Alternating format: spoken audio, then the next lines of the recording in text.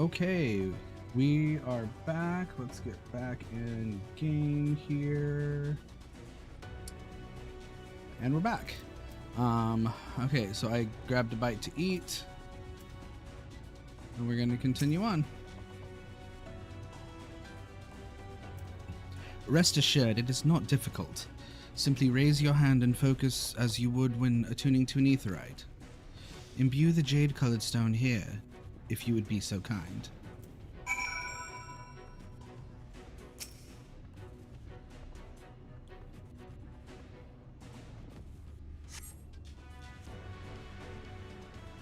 The familiar-looking heartstone appears to glow faintly.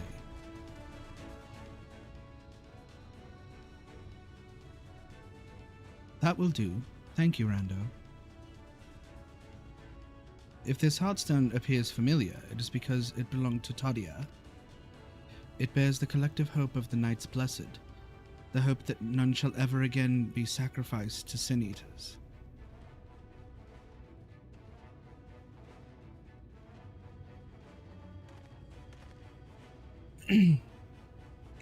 Right. I've identified the spots on the Talos where the stones are needed. See that they're amply imbued, then install them as I've indicated on this diagram.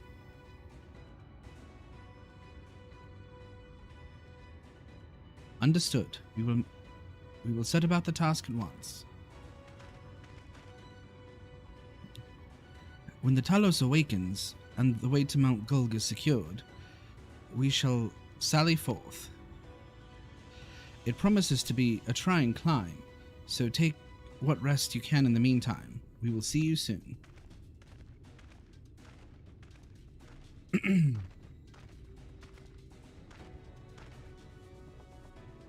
A moment, Urianger. You said that you would have measures ready in the event our friend fails to contain the light. Do you?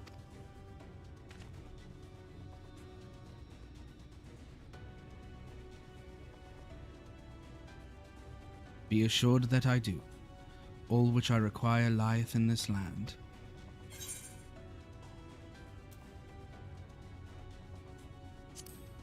I trust you, Urianger.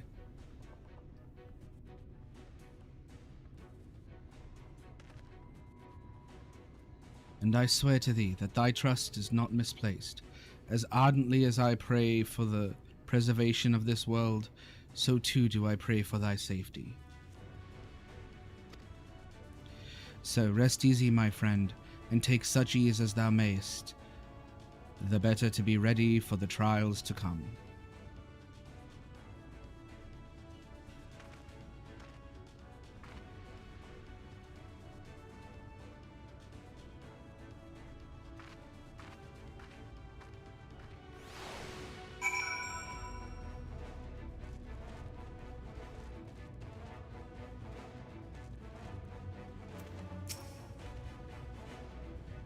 I'm told the rock for the chassis is more or less ready, all quarried and shaped and laid out. That just leaves the imbuers to their work. I'll continue checking my calculations up until the very last moment, but it's only a matter of time now. We managed to rally nigh everyone in Norvrand to this endeavor. That's a remarkable feat in itself, but will it be enough? I decided on Storm. Right?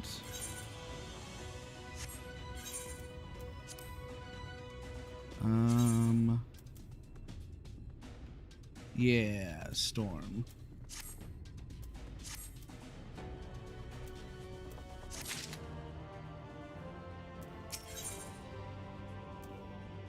Chinese is looking a little anxious. Gah, there's no point in worrying about such things now. I'll get back to my calculations. You, meanwhile, should go and rest as your friend suggested. My wife and the Exarch should be in the tavern. Why don't you join them? Oh, and Rando? Thank you. Oh, China's, I dislike you much less than I did before.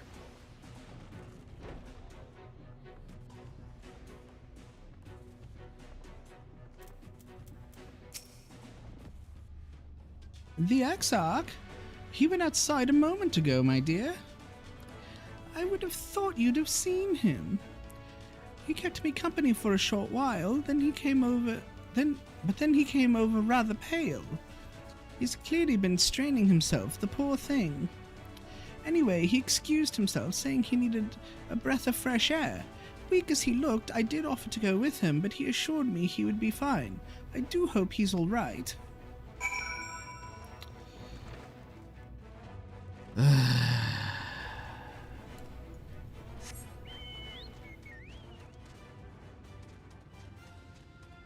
This is the area I have to look for him in? Good lord. I'm gonna go to this big high spot here and see if I can see him. Come on, I know I can get up here. Oh, well look at that. Here's a place.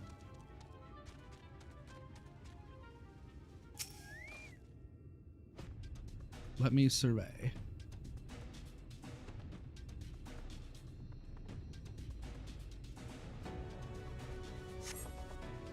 The Exarch does not appear to be nearby.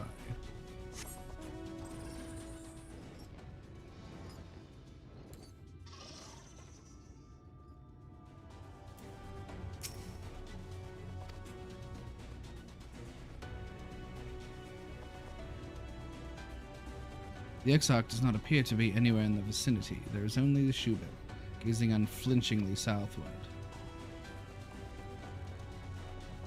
Are you pointing to him?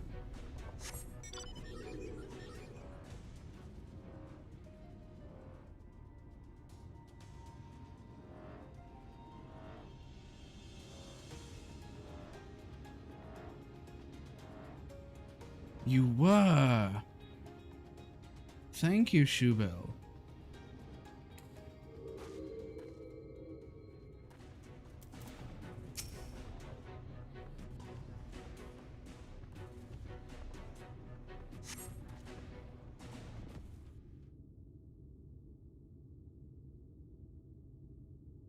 The future is where my destiny awaits.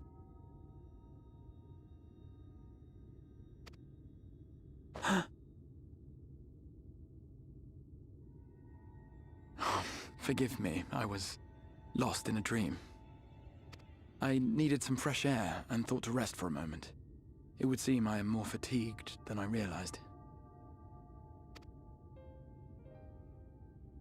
Too much time away from the tower, I fear. It drains me, leaves my body frail and weak. Though, in truth, it is debatable whether I can still call this my body.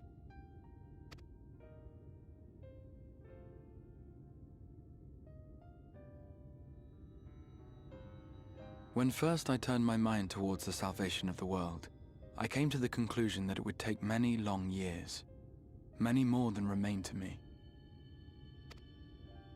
And so I made myself one with the Crystal Tower, that I might live indefinitely. I am but an extension of it now, hence my weakness the farther I travel, and the longer I am away.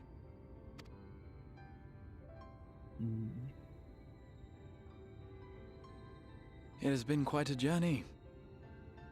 But thanks to you, the end is in sight. My wish will finally be fulfilled. How goes the construction effort?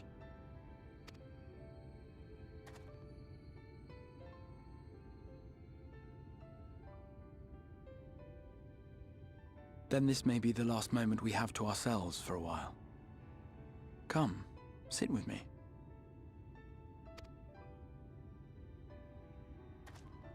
Is he finally gonna tell me who he is? Since I definitely don't already know. When all of this is over, what will you do?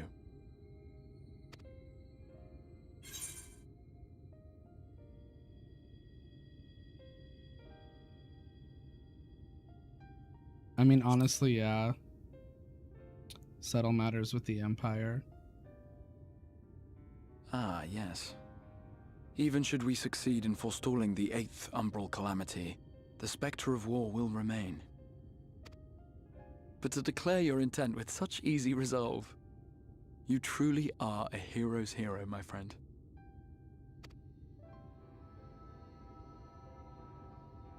But whatever it is you decide to do, I have every confidence that you will do well.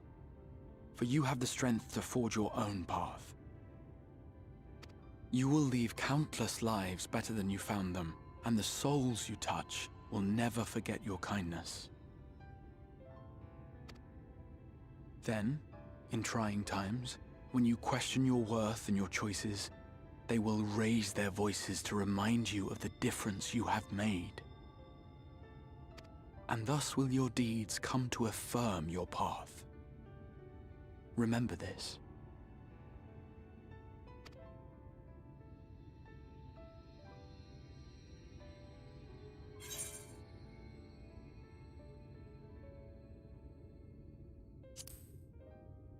What do you do when this is over?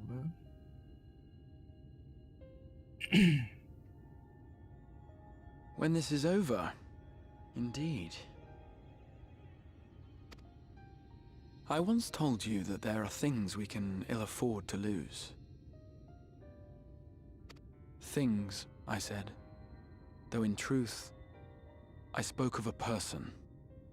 One who is unaware of the full extent of my plans. Though he deserves to know, I have good reason to keep my counsel. I have come to terms with this in my mind, yet my heart yearns to lay everything bare. For he is my inspiration, and I would give much and more for the chance to speak with him as friends, with no thought of concealment. Should he indulge me with his tales, I would regale him with my own about my efforts in Norvrand, perhaps. Though, ultimately, that tale is more yours than it is mine. Then, I would ask him about his next adventure. And if he should wish me to be a part of it, oh, how happy it would make me. Together we would travel the lands and cross the seas and take to the skies upon the eternal wind. My heart swells simply to imagine it.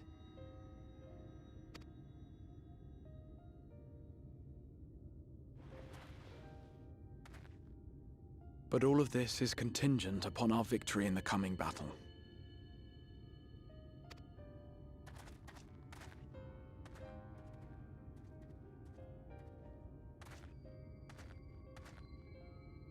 The people of this world have entrusted their hopes to us. We cannot fail them. Nor those who roused me from my slumber.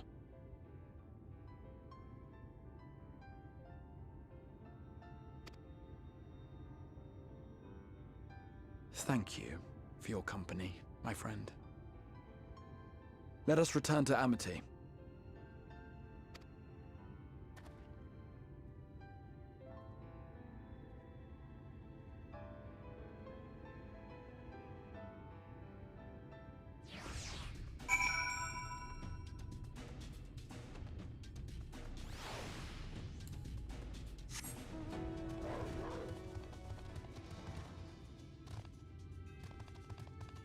That shoe bill pointed me in exactly the right direction.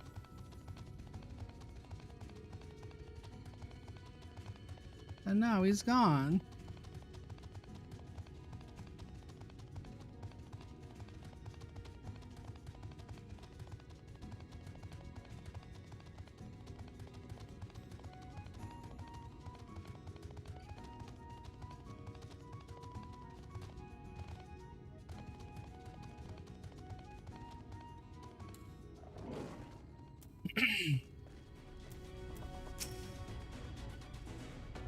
There you are. Ah, what a relief. When Dulia told me that the Exarch had disappeared, and that you had been a long time finding him, I had feared the worst had happened right before the moment of truth. The Exarch is back, thank heavens, and it seems the sea breeze did him a world of good. I do hope you managed to get a spot of rest as well.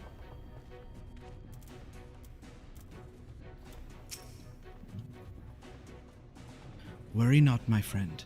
I am much revived for the fresh air, and your fine company, of course. Now then, let us turn our thoughts back to the task at hand. Task at hand.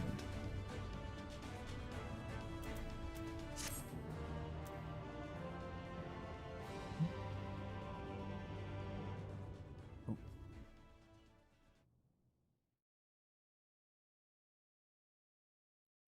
Meanwhile, in the Imperial Palace in the Source.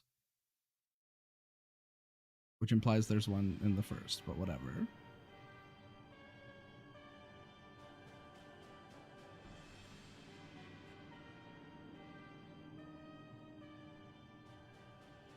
Your Radiance, I have taken the liberty of quashing the vile rumors that your heir is possessed by a devil. With the nation in the grip of war, we may rely on patriotic zeal to prevent them from resurfacing.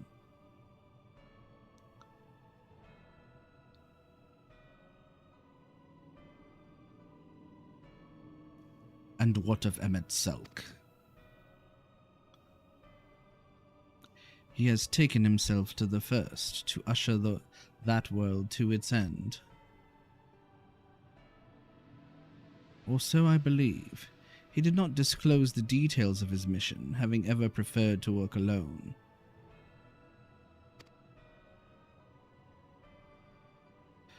Even to those who have known him since the beginning, his actions can prove unpredictable.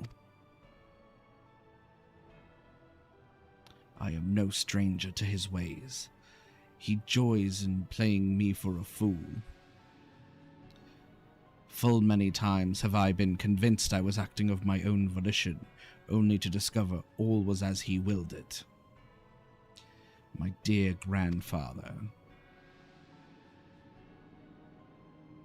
On the subject of our esteemed colleague, his last report, though brief, did contain one item of interest. You have doubtless wondered why the Scions of the Seventh Dawn have not taken the field of late. It is because they are no longer in the Source. The hero of the Scions has journeyed to the First, as have his comrades. Albeit incompletely, their bodies yet remain here in the Source. This presents an opportunity. If we can defeat the Alliance prior to the Scions' return, we may eliminate their order at a stroke. And with the Scions gone, none shall remain to thwart our plans. It will be but a matter of striking down the hero upon his homecoming. Which, lest you forget, is essential in the realization of our objective. Of both our objectives.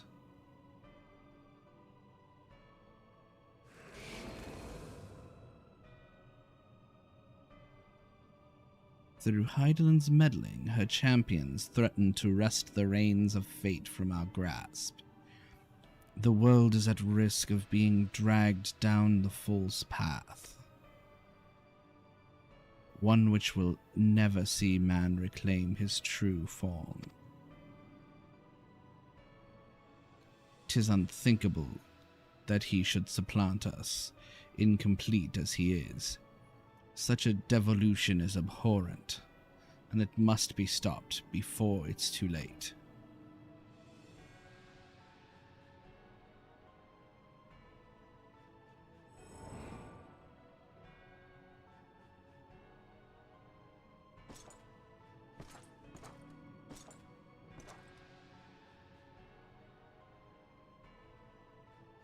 The hour has come, your Radiance.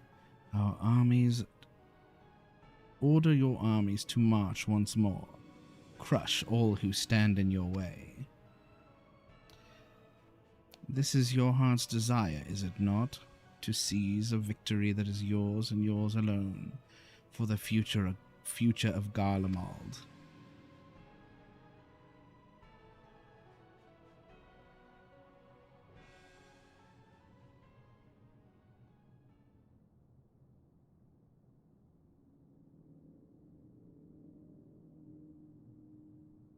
Who's this now? Oh dear, you... Oh dear. You do not wear the mummer's motley well. I was never one to take an interest in tedious conflicts.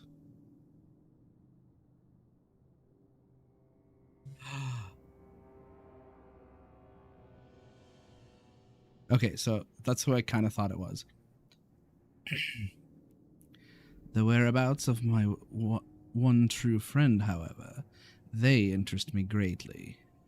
I but hope the beasts of this first are providing him proper sport.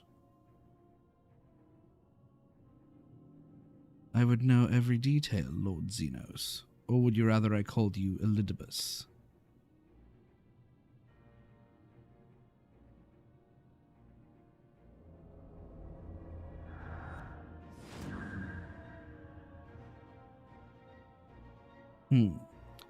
Unexpected. Most unexpected.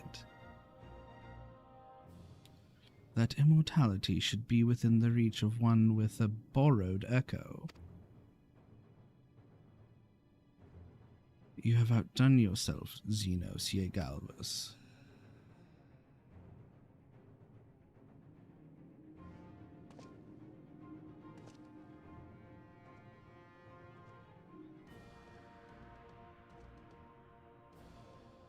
I have no particular attachment to that name, but I am rather fond of that body. Without it, I cannot enjoy my hunt to the fullest.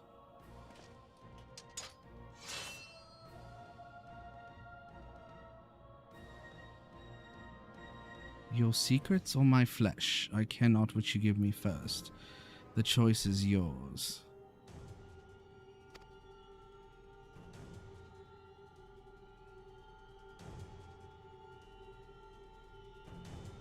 Interesting. Interesting.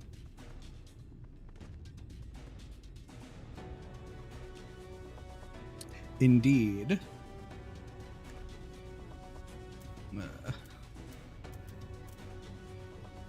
Okay, well. Finally. Judging by the portentous look in his eye, Chinos has something important to tell you.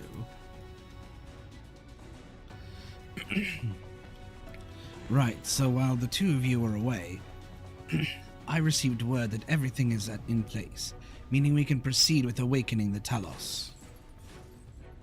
Once we imbue the magic, it will stir itself and immediately carry out its designed function, namely, taking Mount Gulg in its grasp.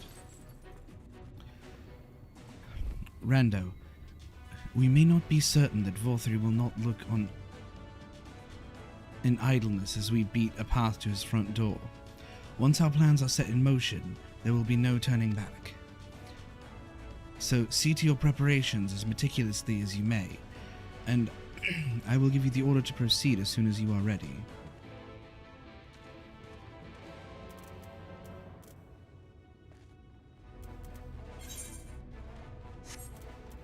Uh-oh.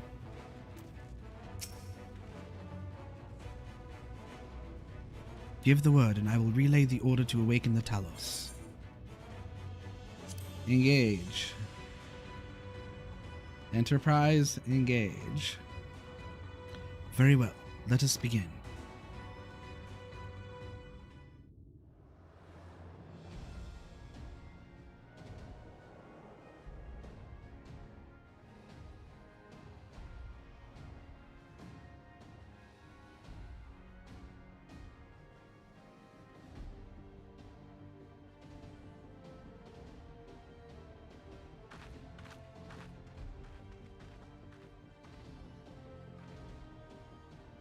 Word from the Exarch. All is set on his side, and we may proceed when ready. Well, we have sufficient stone for our needs. Likewise, preparations for the imbuing have been made according to thine exacting instructions.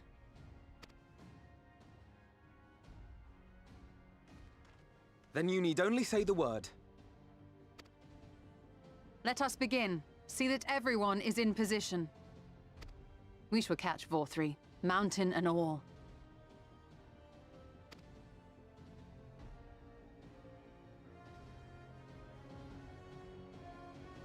Heck yes, we will.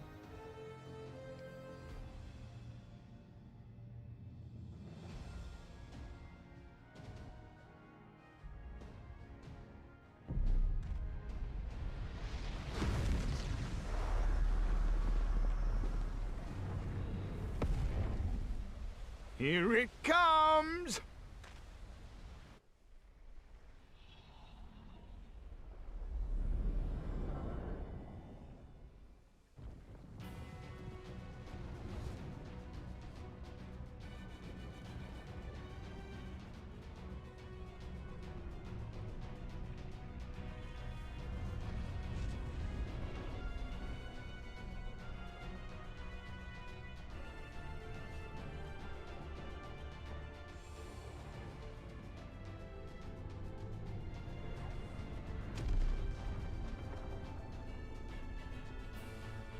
That's just a hand.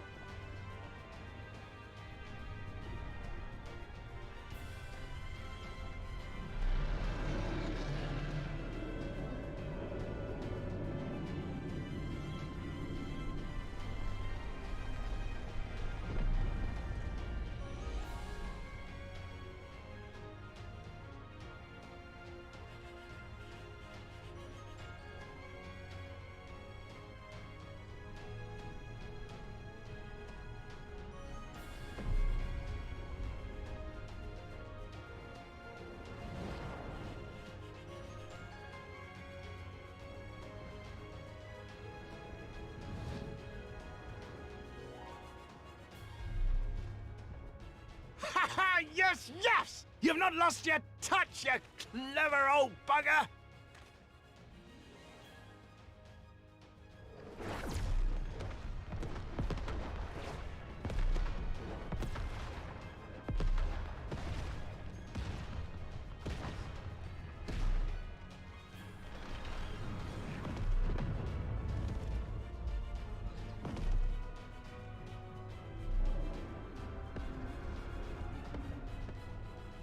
Do you see what they're doing? If its hands are damaged, it won't be able to cling to the mountain. Oh, I knew this was a terrible idea. 4-3 marshals the Eaters to his defense. This was only to be expected.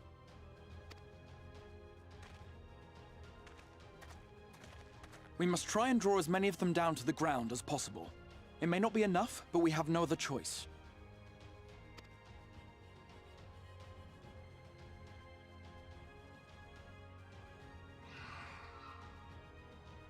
Is that?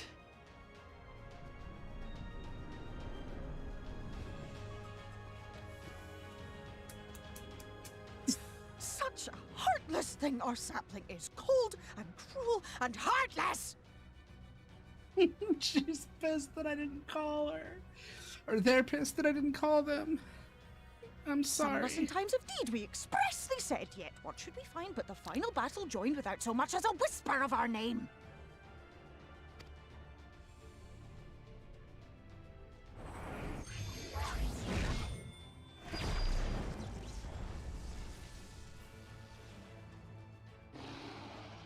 Yes, we may also have said that we Fae folk have no interest in the struggles of men. But if our adorable sapling had come crying to us for help, we would of course have flown to his aid, of course we would. What are we to do with him?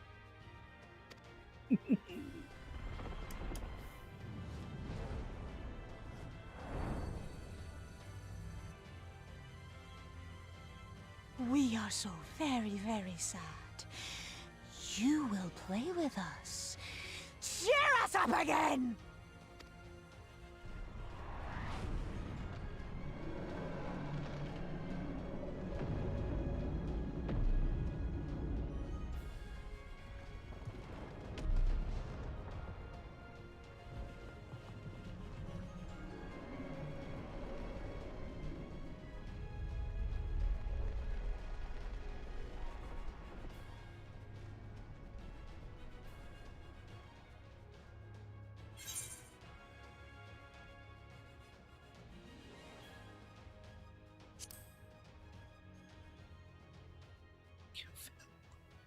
This I did not expect, but I will gladly accept their help. I will send word to Y'shtola and the others. Join them at the foot of Mount Gulg and be ready to make the ascent.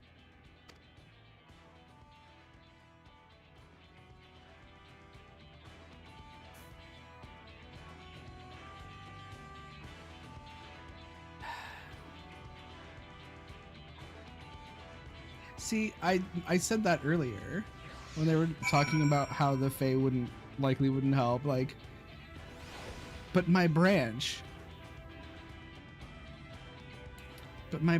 is their king now. Yeah, I have to finish the stupid thing first.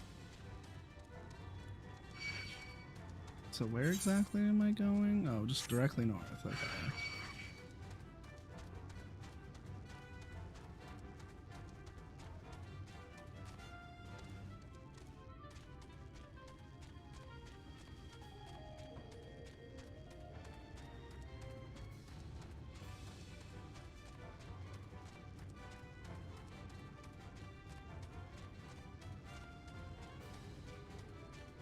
Hopefully something in between gives me a little bit of experience, because I'm a little bit short, and because this is level 79 quest.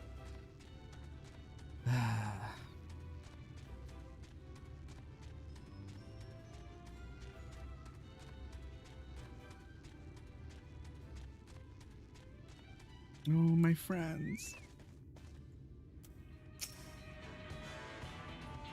There you are, Rando. It's time. Volthree cannot hide from us now. Shall we? It will not be long before the Sin Eaters mark our presence. We must expect fierce resistance.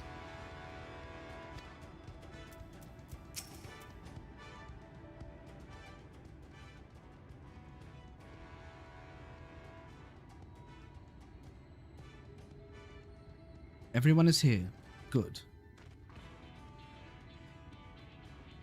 The Talos has taken hold of the mountain. As planned, we will use its body as a bridge to reach Vorthri's sanctuary.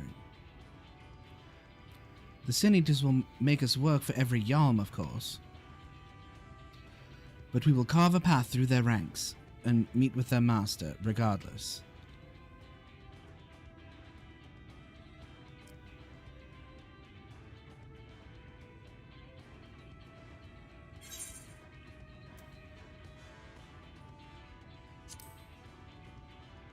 For the first.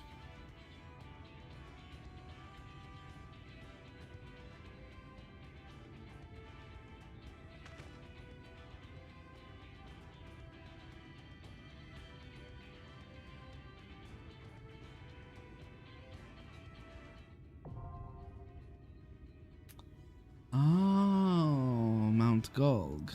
Okay. I guess it makes sense that it would be a duty, but... I bet it's level 79. Yeah.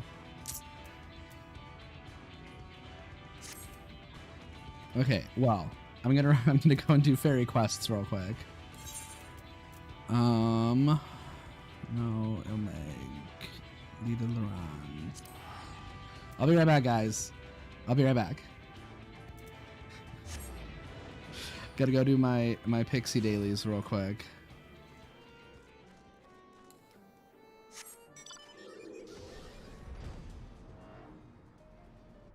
No, it is over here.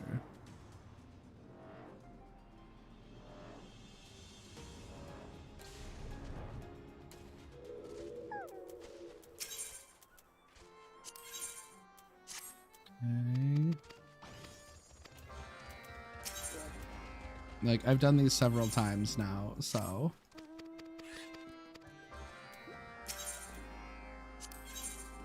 I was hoping I was gonna get the wool one. The wool one's my favorite because it's super easy.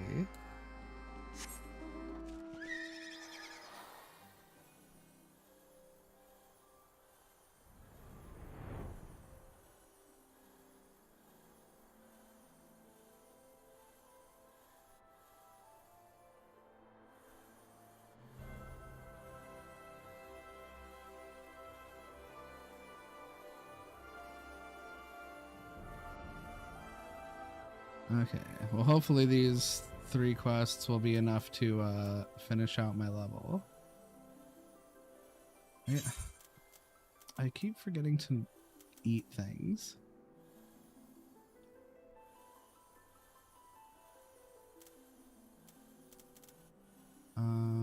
Right over here. Oh, the witchweed one, okay.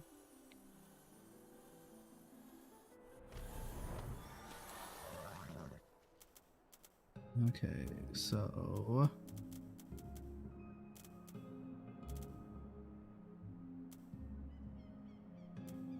like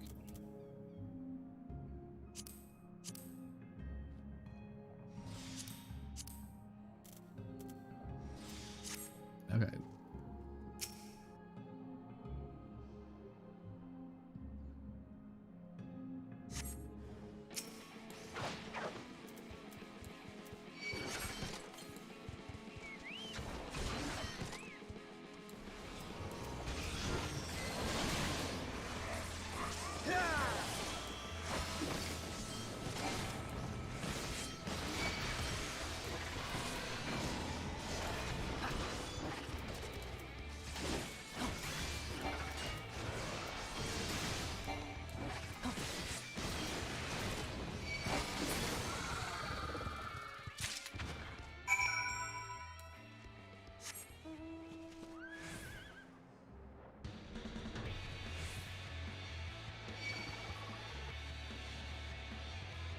Well, that was a little late. Oh, yeah.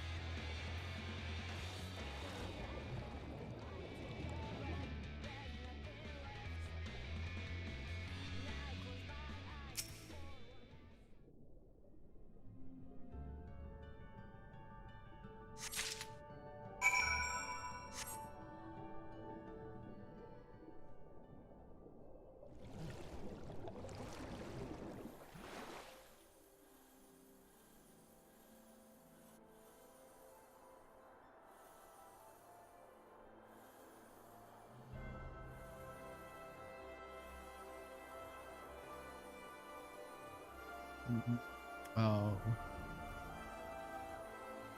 Yeah, the Echovore thing.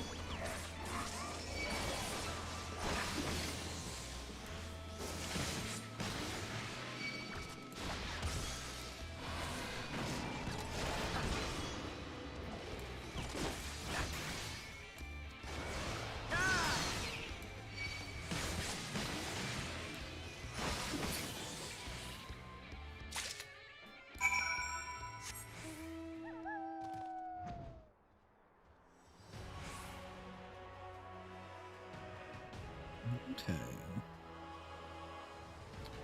Well, hopefully these 3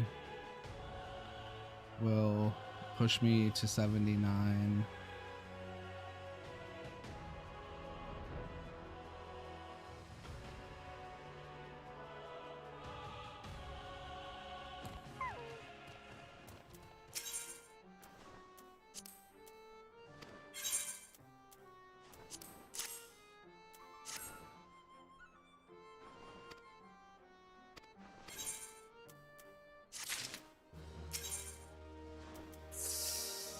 I don't know if it's gonna.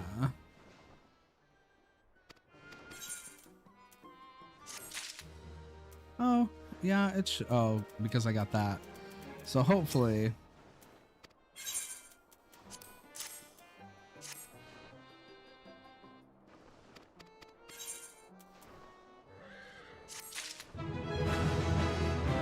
Good. Nice. So now, ooh. Okay, Turback. No, I promise I will come back for this. But for right now, Tomra, I guess, is the closest.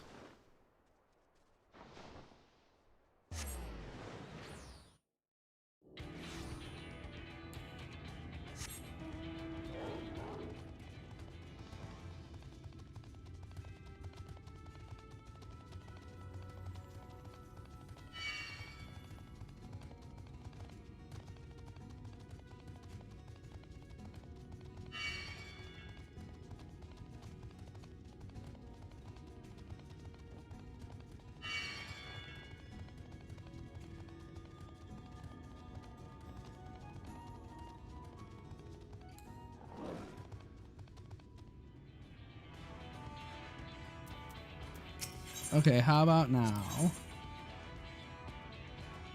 I actually Our like fates are not yet sealed. him healing better. I do need a tank.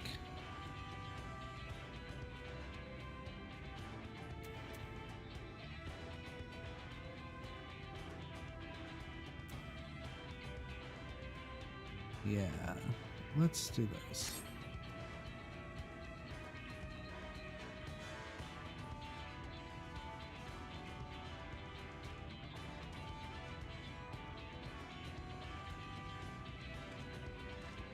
I guess I wasn't expecting there to be a wait time for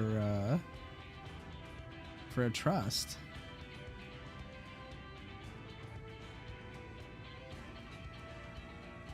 But I guess that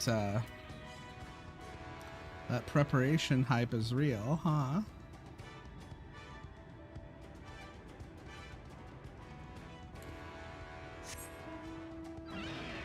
Let's not waste my chocobo time.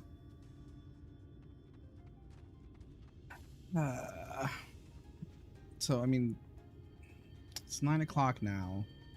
Got about 2 hours left before I have to go to bed. I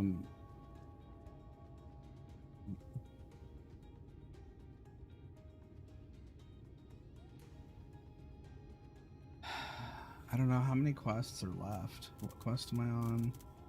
Extinguishing the last light.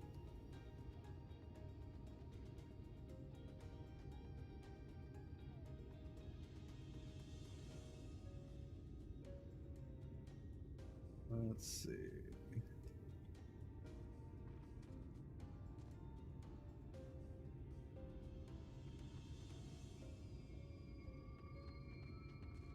Oh my god.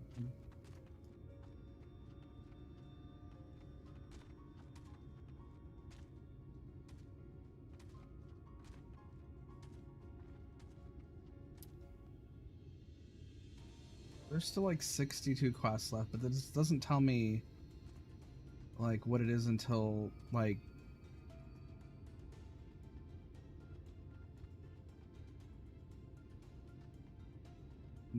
you know, like the end of 5.0.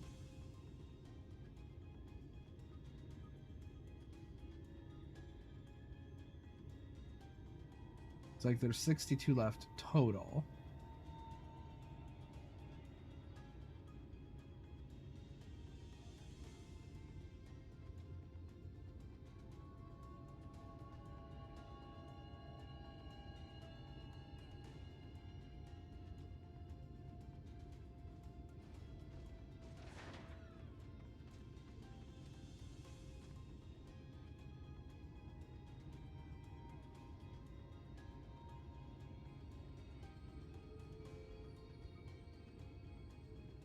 So, oh.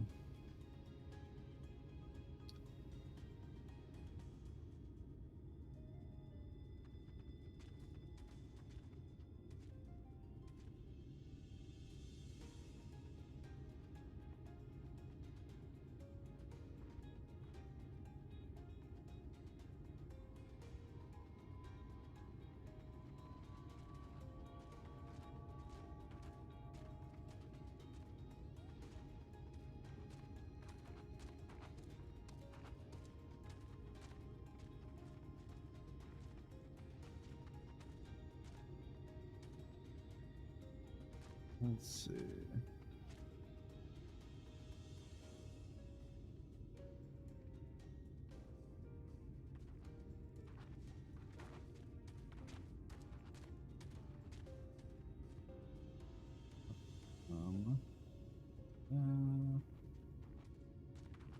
So extinguishing the last light.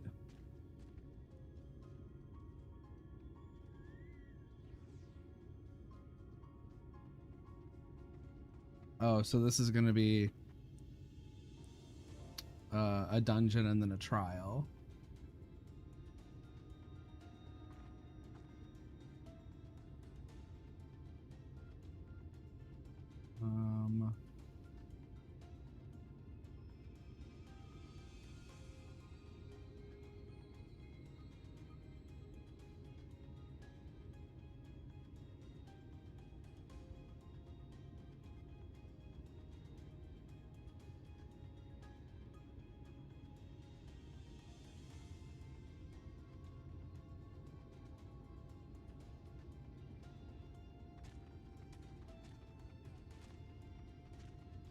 Oh, yeah.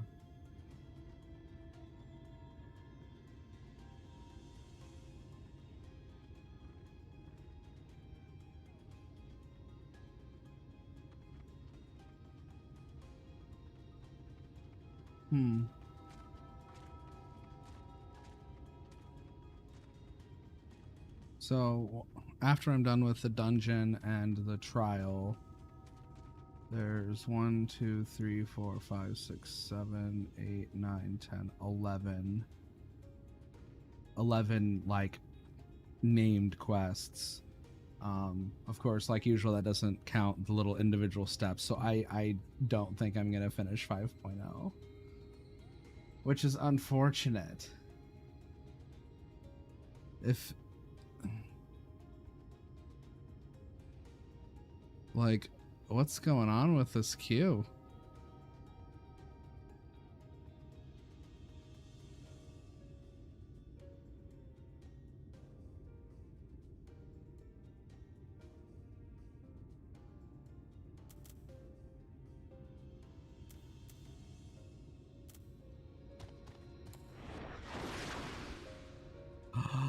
I didn't realize this had a mount action.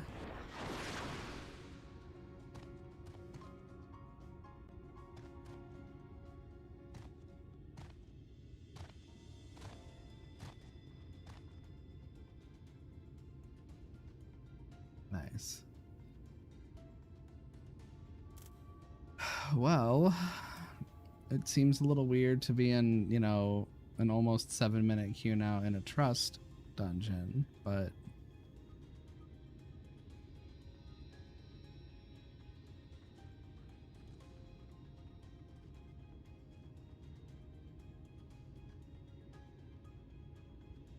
also once I hit 80, so yeah, it's 11 quests, but once I hit 80, in order to complete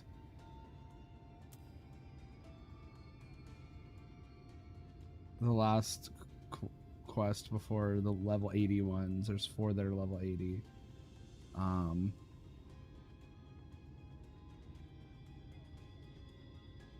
have to complete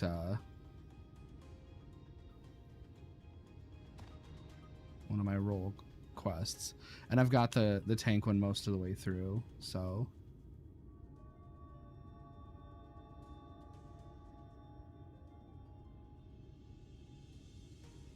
yeah.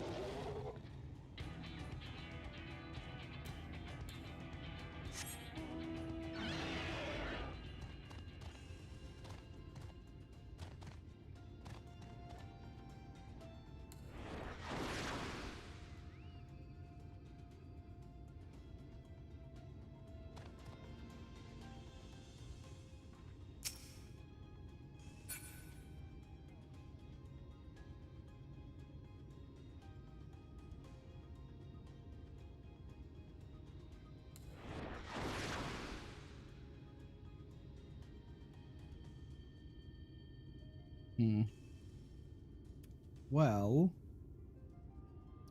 I mean, I guess.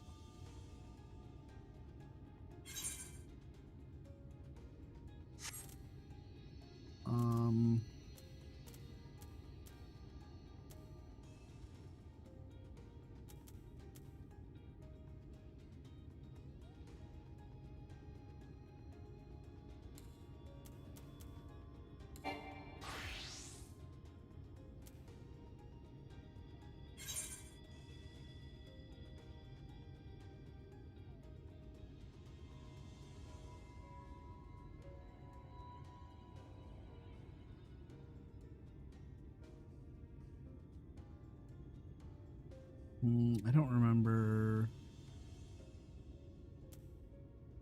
where. Was it the Crystarium? I think he went back to.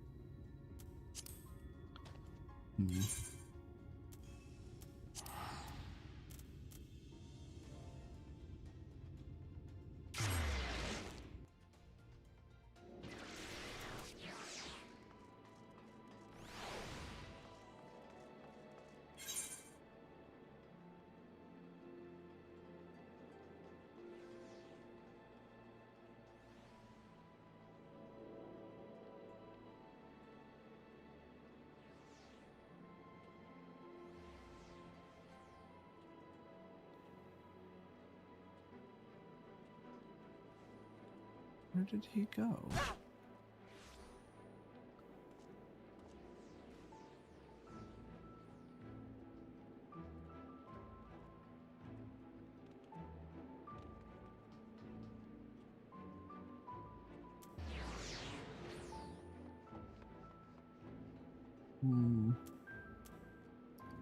I don't remember where he said he was going.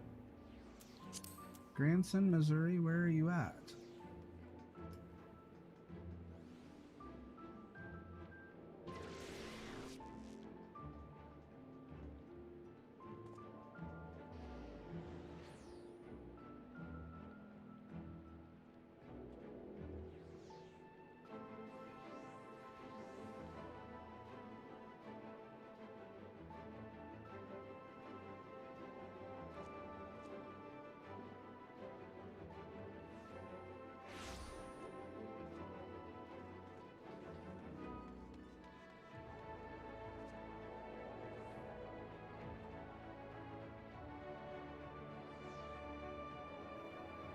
Closing too much.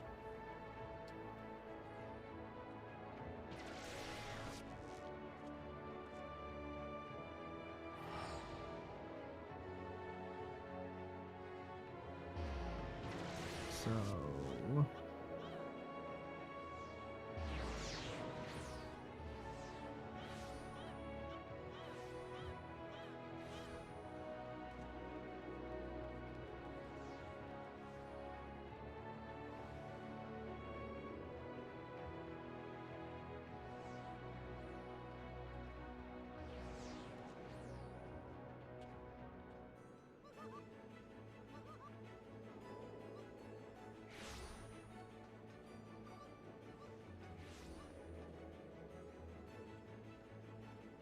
one part.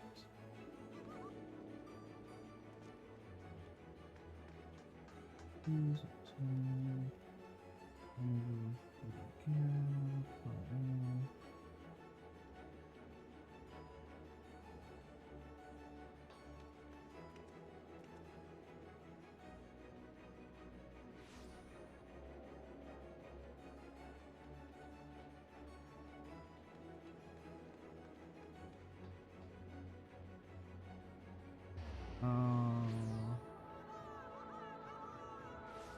Not any. But it's level 80, so that's weird.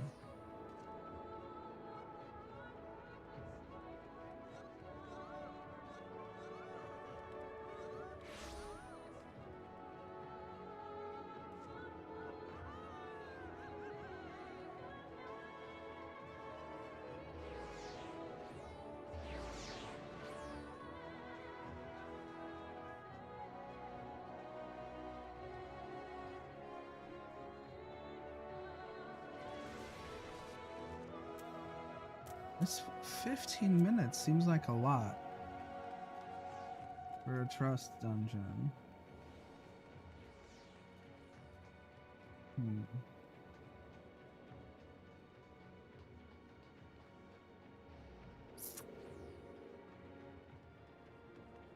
So it's in Plot Any. But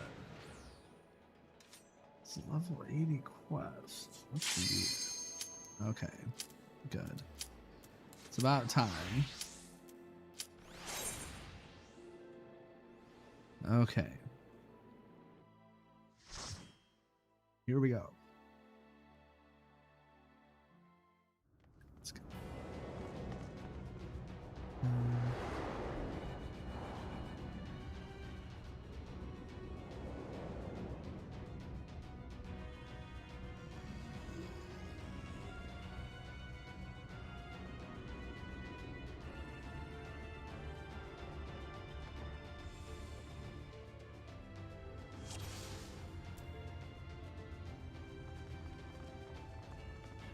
So it is you.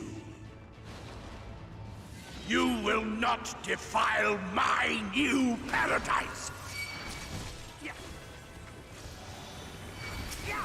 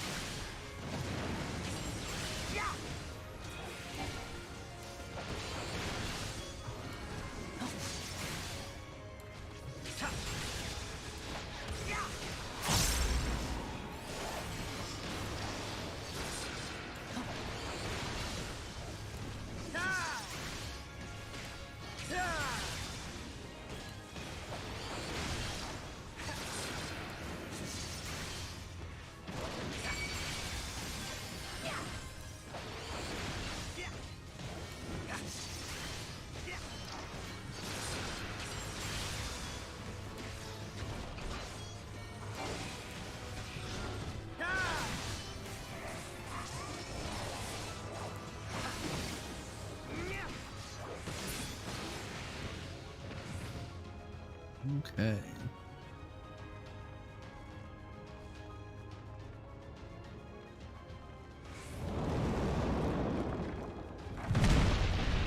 Prepare yourself!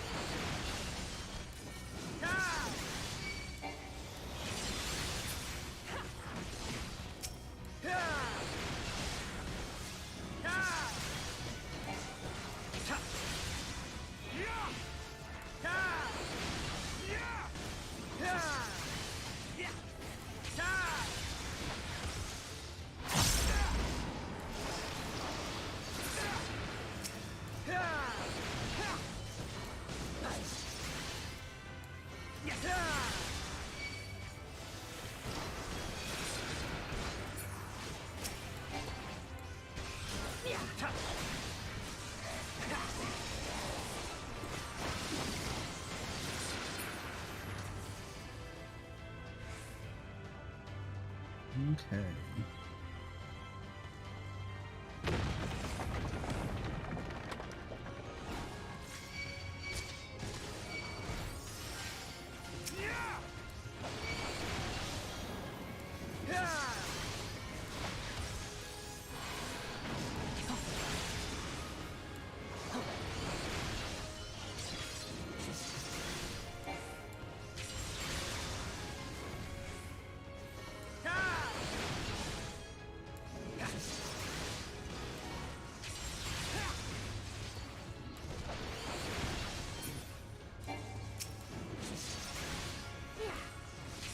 underestimate me!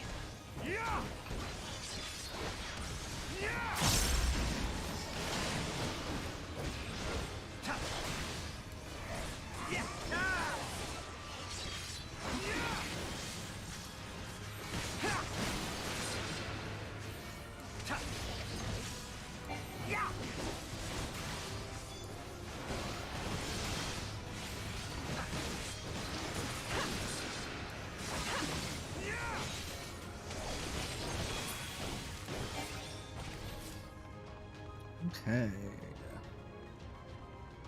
This is going pretty well. I was really frustrated when I ran, oh, what was it? Don Meg in Trust, because Thancred kept trying to stand in the beam that I was standing in.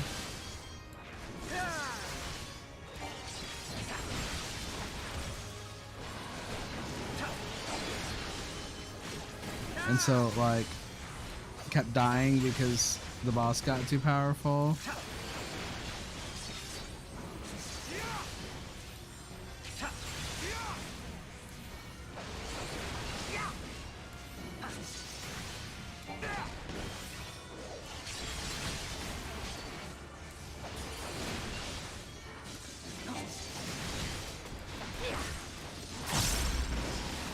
Thy time hath not yet come.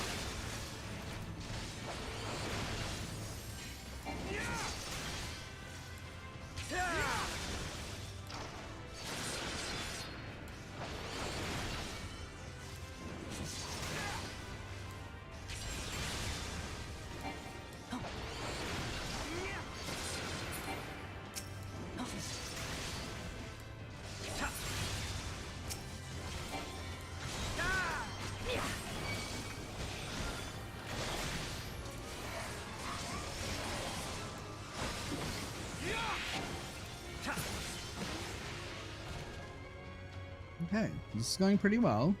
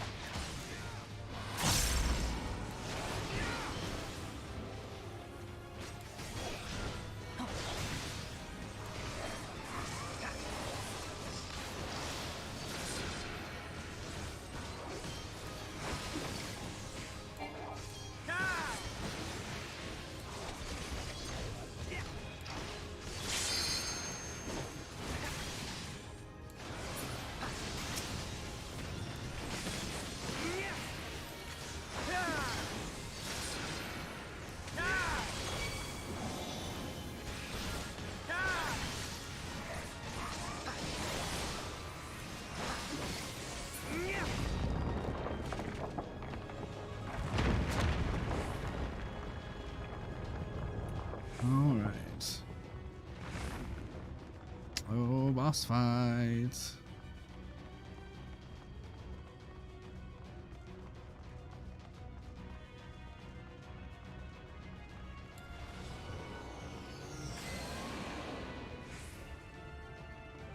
Let's give them a show!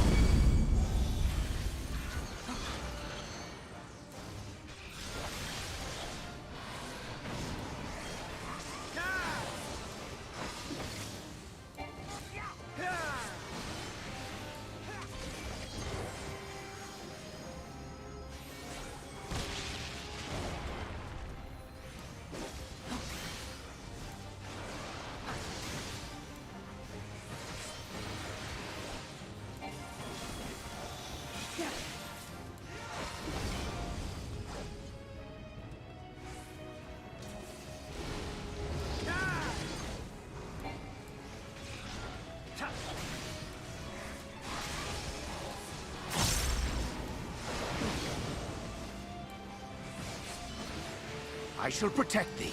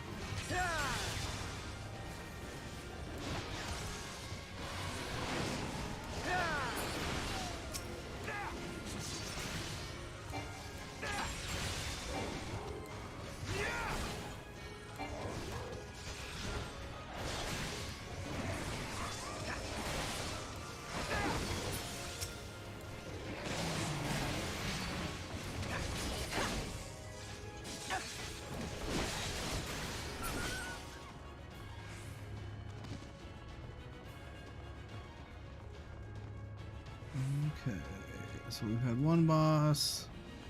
Hopefully we have another boss coming up. And again, I apologize. I'm not good at Scurrying about my domain like insects! I will not suffer it! talking while I'm fighting.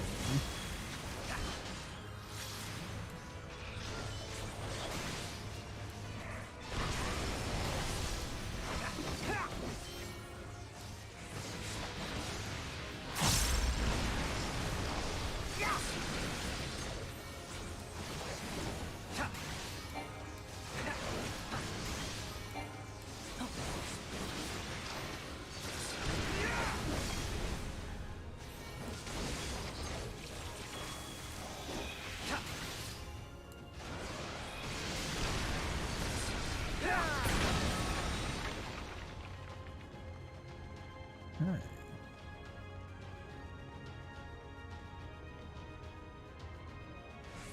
Well,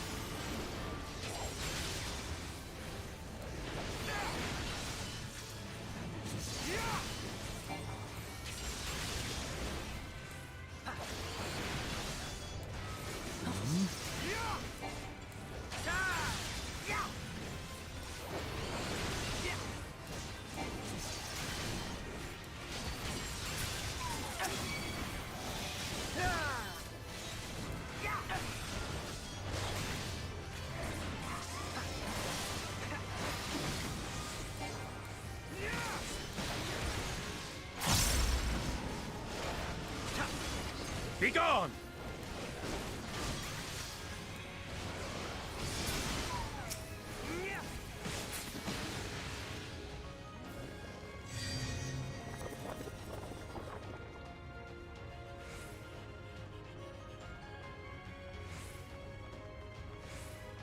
this is kind of creepy. Come no closer!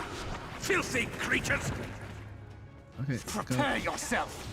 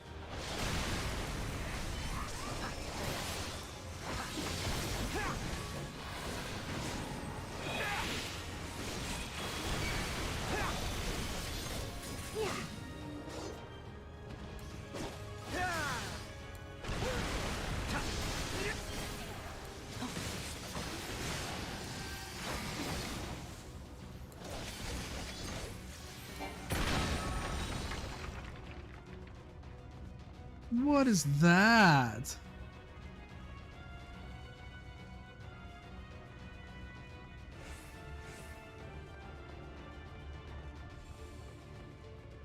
Go, Thancred, go.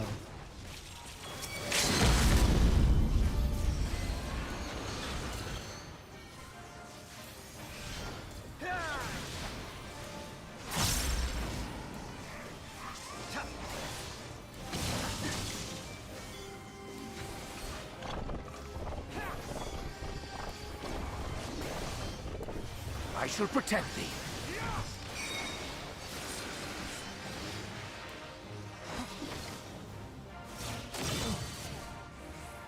Okay, I see.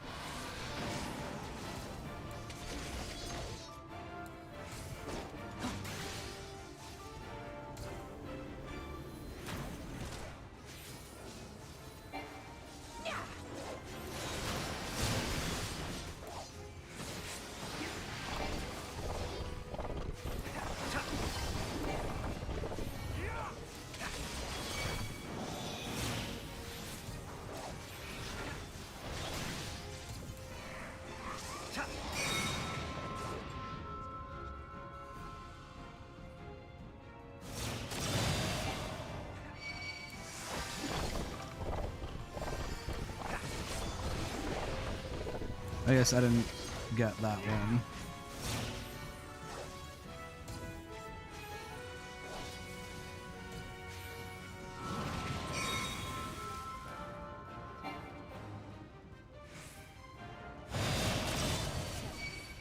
Yeah.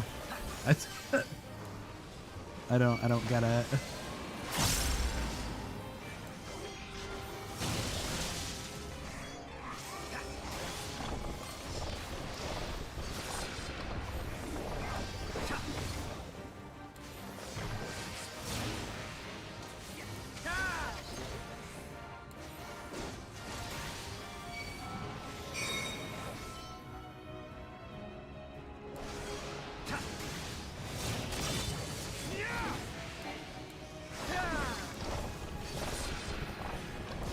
Yeah, I don't know.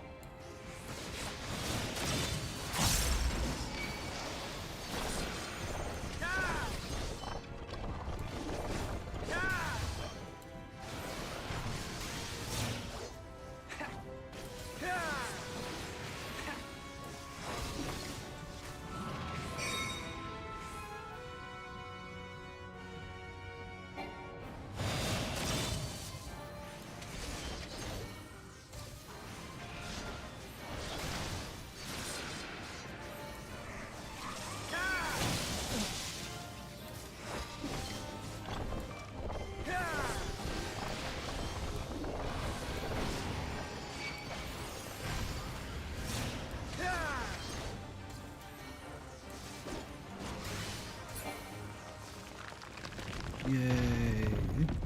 Excuse me.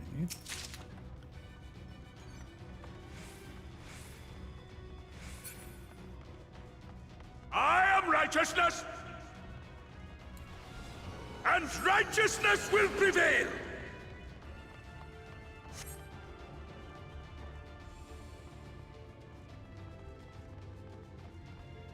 Ha! Can't you do anything by yourself?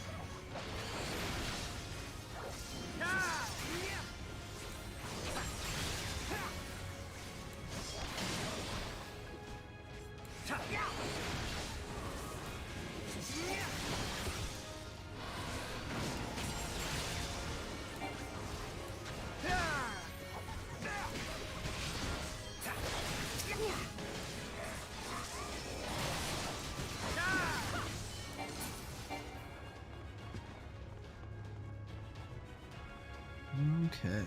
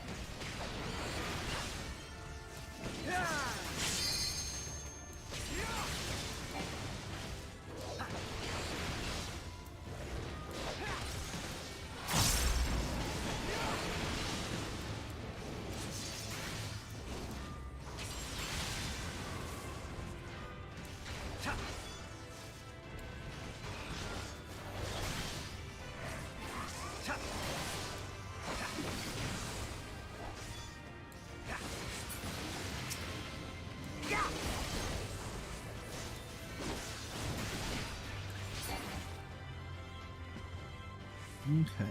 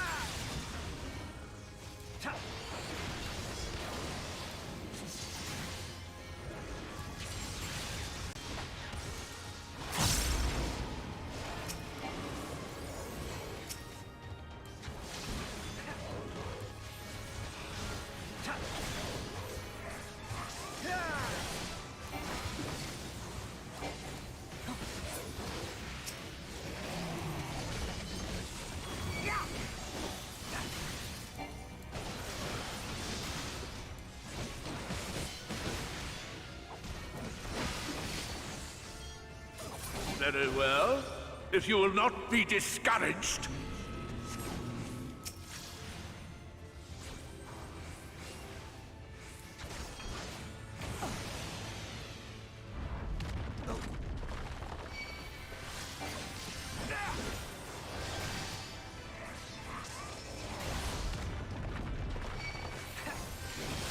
Thy time has not yet come.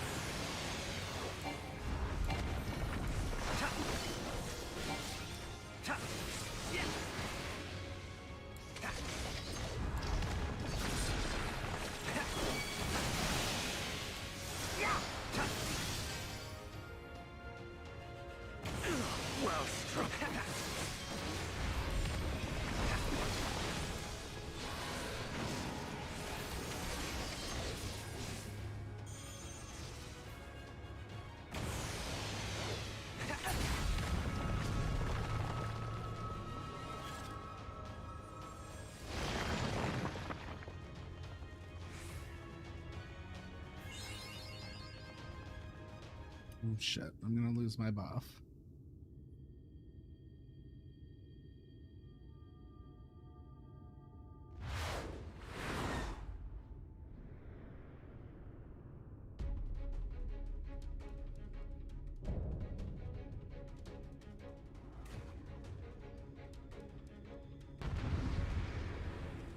That's why there's a trial. Because the trial is actual VAW 3. I see. Prepare yourself!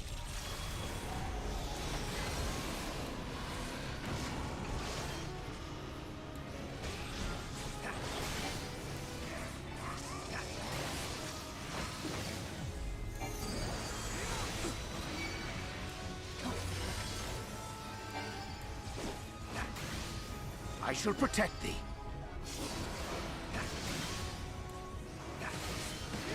Stop them, damn you! I don't care what it takes!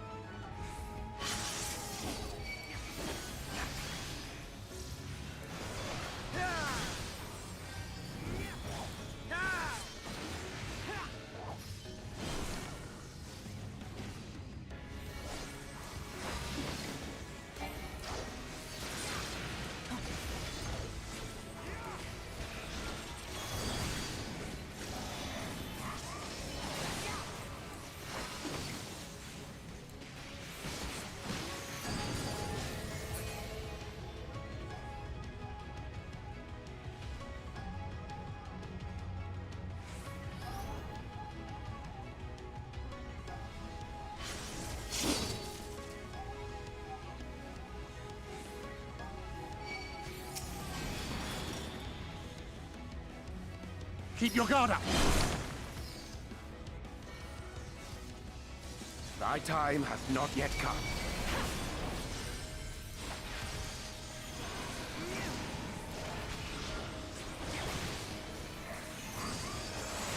No idea what the mechanics were on that.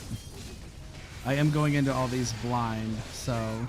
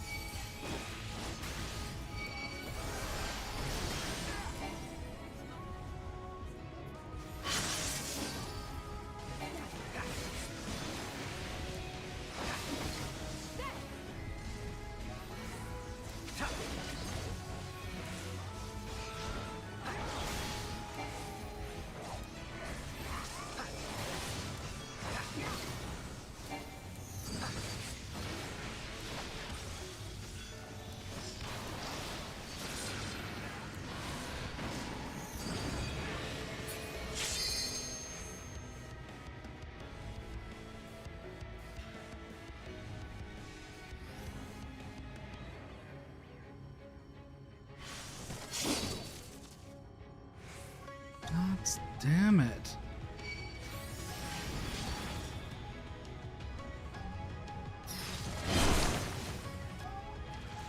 I don't fucking know, dude.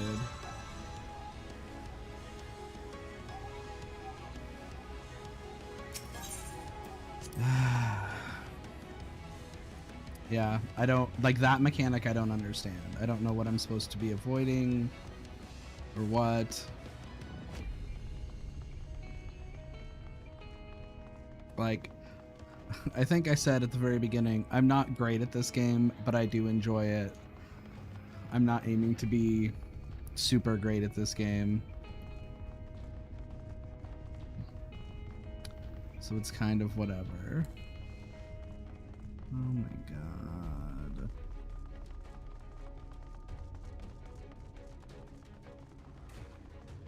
Maybe I should have done Dancer so I could Peloton.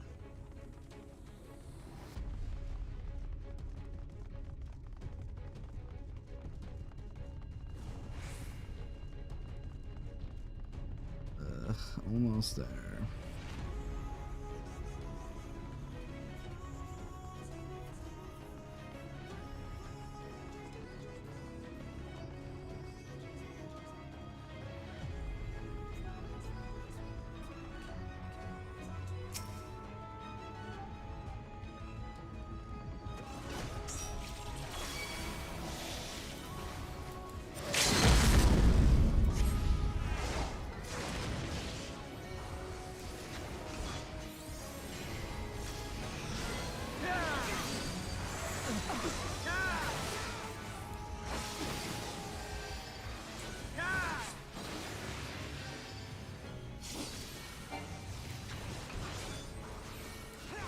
Stop them, damn you!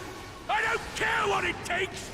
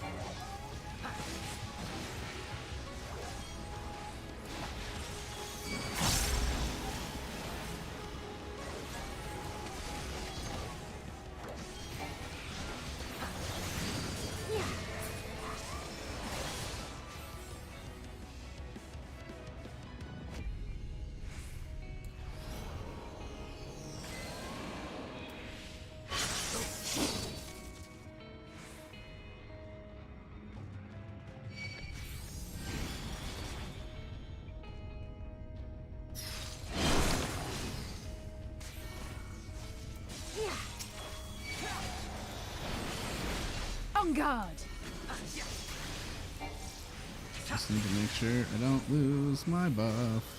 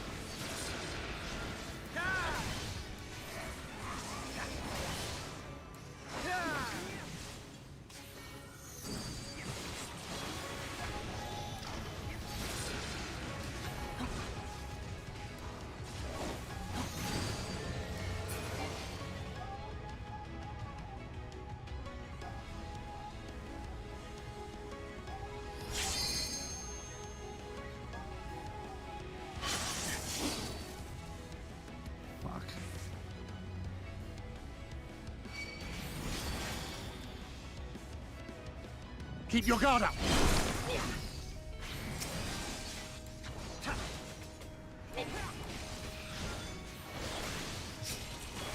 Yeah, don't really know the mechanics, but I've learned just run where they run.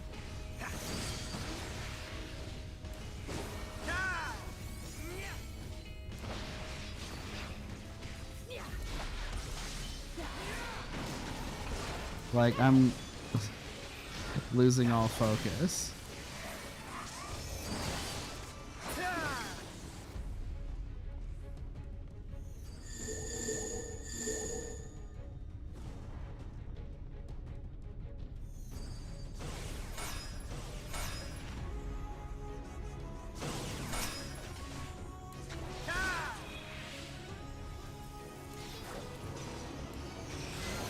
I wasn't paying attention.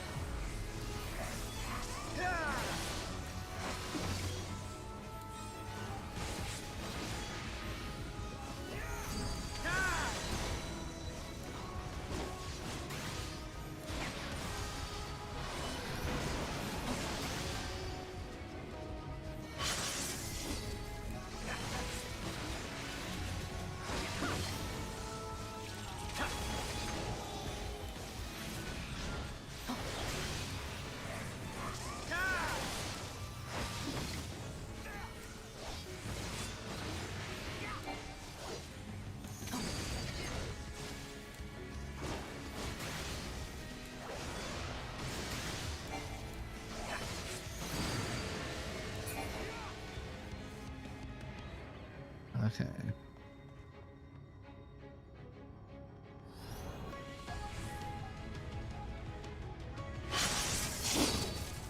Seriously?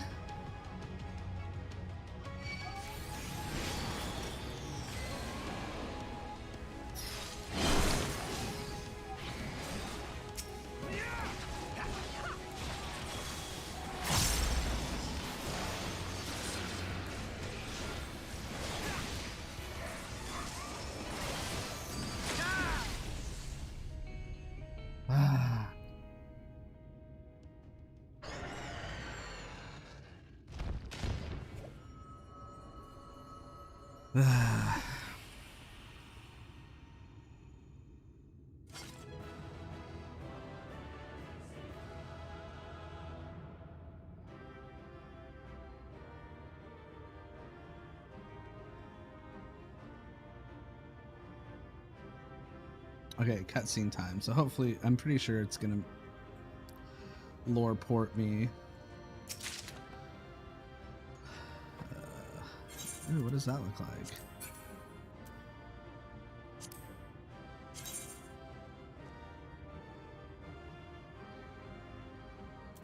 Is it? No, that's not what I wanted. Does it do anything? No, it's not like glowy or anything. Like, it's fine. It's fine. Okay.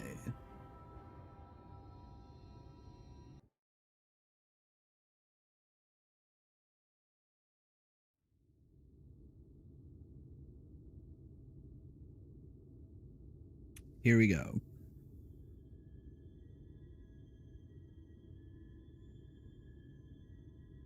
The end is near, my friends. We have found Vorthri's hiding place. Unrepentant villains!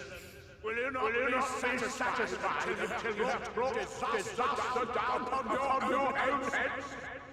By your wickedness, you stand to gain naught but ceaseless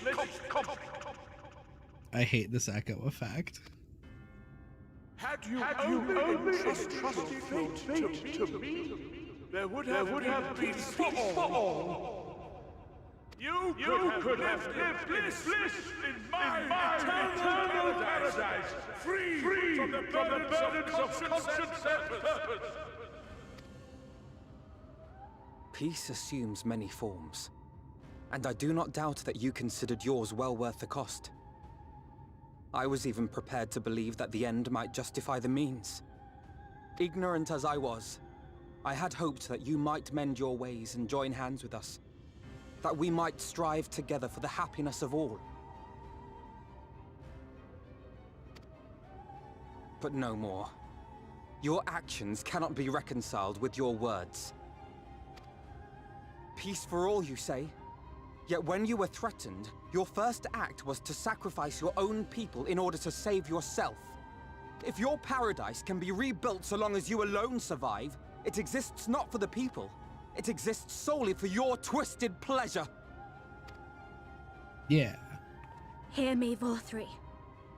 The people won't submit to your will, for we each have our own. I made a promise to a noble soul, a woman who saw fit to entrust me with her legacy, and I mean to keep it. Everyone who stands with us has something precious, something that they cherish and would die to protect. They know their own hearts. They know what they want for this world.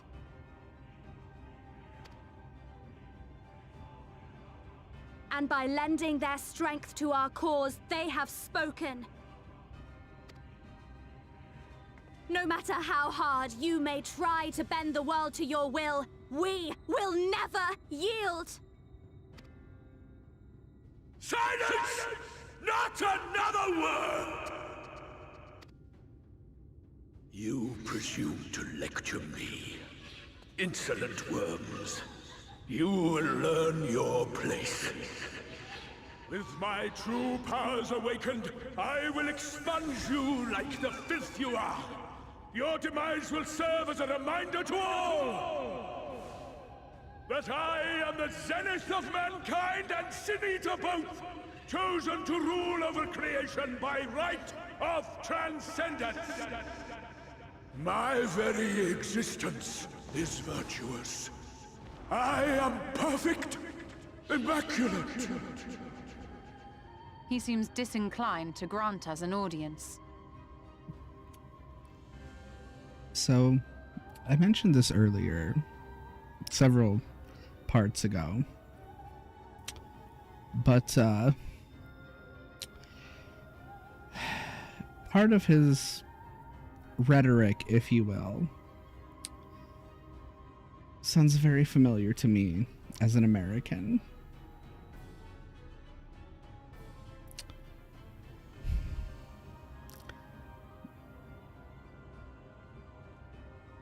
I don't think I need to be more specific than that, but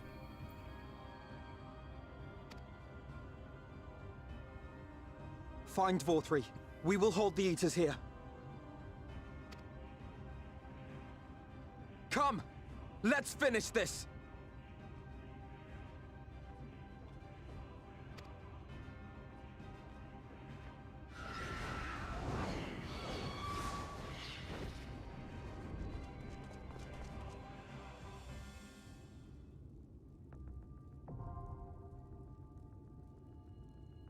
The crown of the Immaculate, huh?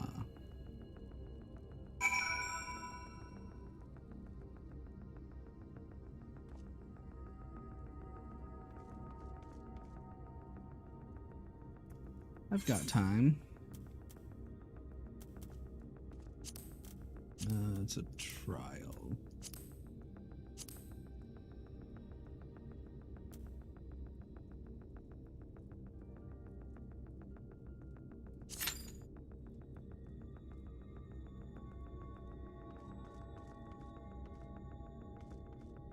Ooh.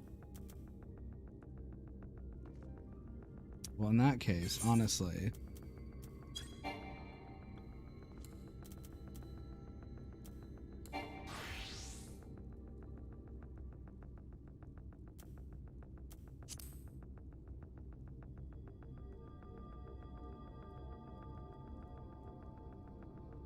I have a feeling I'm gonna go a little faster queuing this way. And I've got quite a bit of MSQ. I've got quite a bit of MSQ left. Man, but I'm not going to get to it tonight. Like it's after 10. So I won't actually be wasting the experience. So that's good.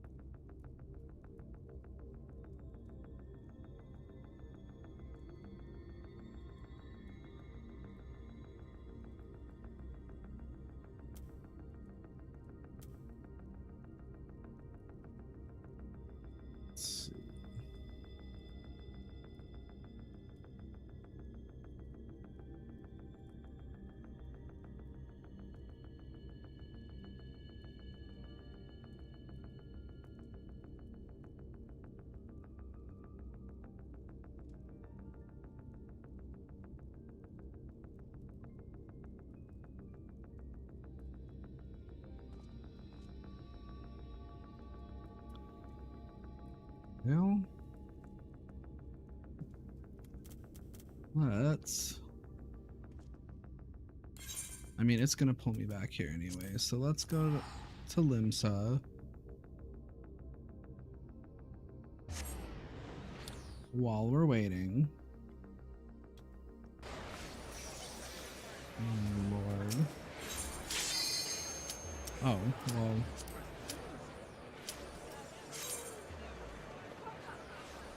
Okay, apparently all I needed to do was leave.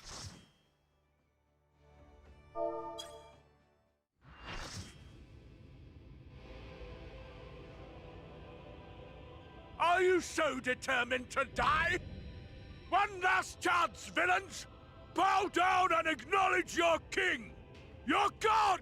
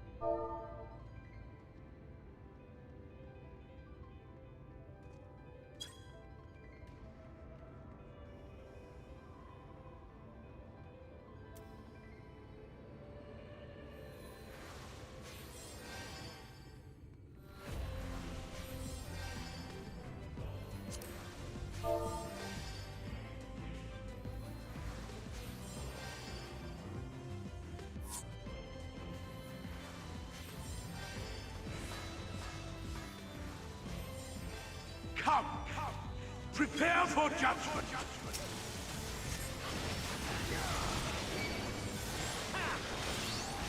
This will be a mercy.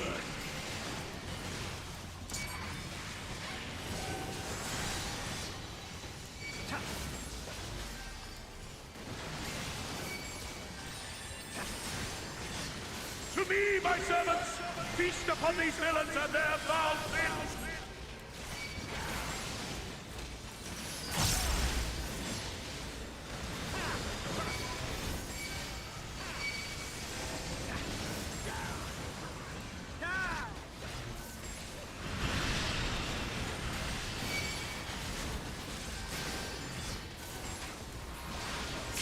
I will crush you!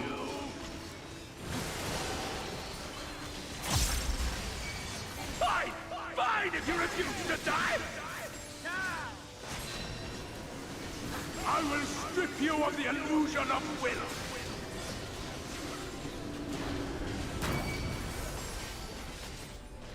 Then you will suffer! Yes! That will be your punishment!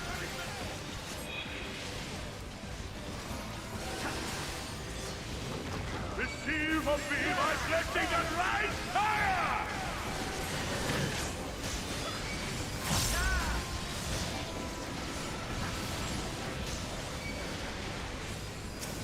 I will crush you! Suffer, suffer, suffer! Suffer and know your folly!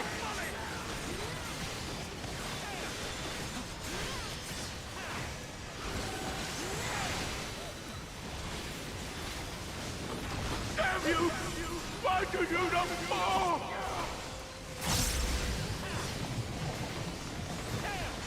Why? Why? Ah! It burns! It burns!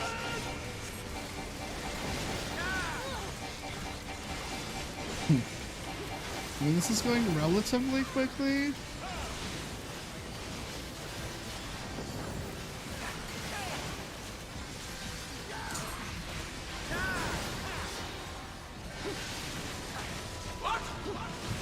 What is this?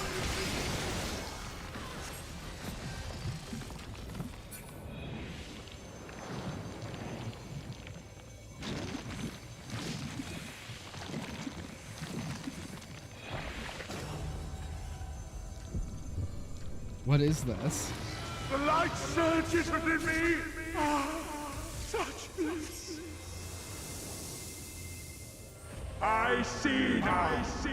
This is the passion of my ascension! Very well, very well. I shall embrace this trial!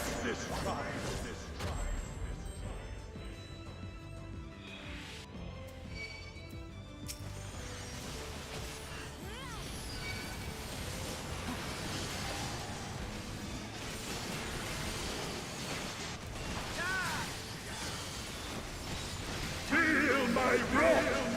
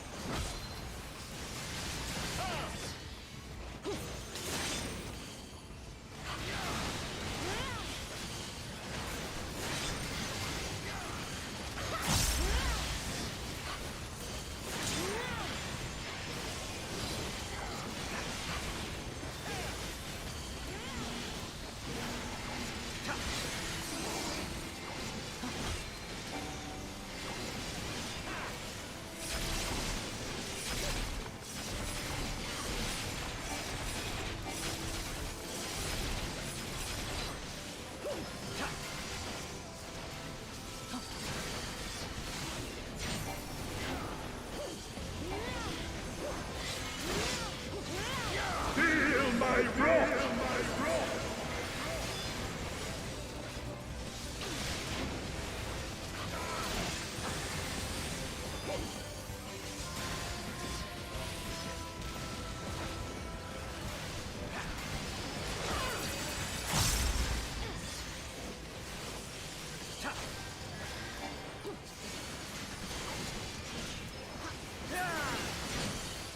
reckoning comes!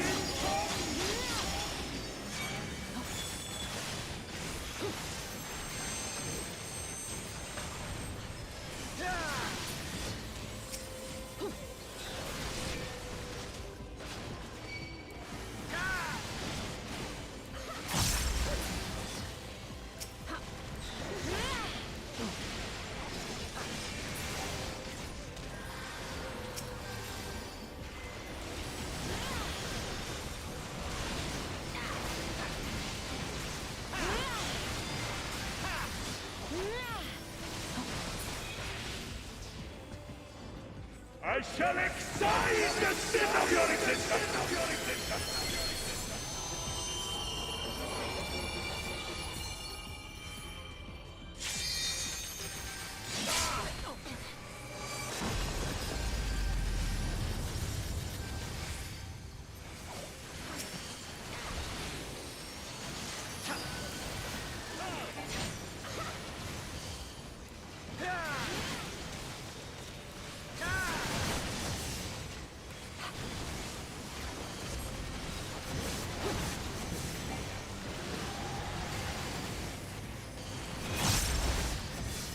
Know your place!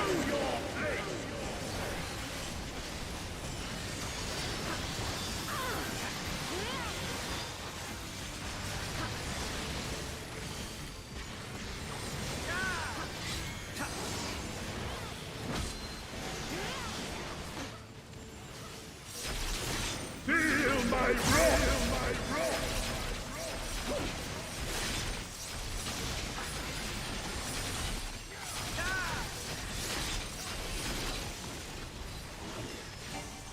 Atone with your life!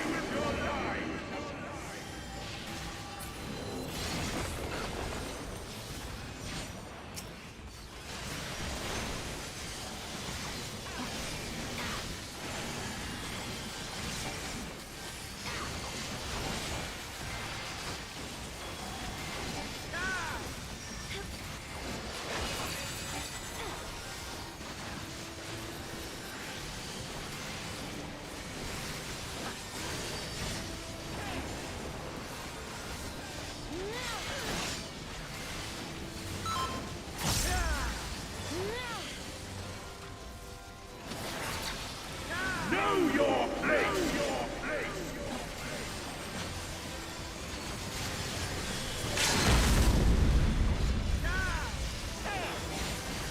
Atone with your life! But I am all powerful!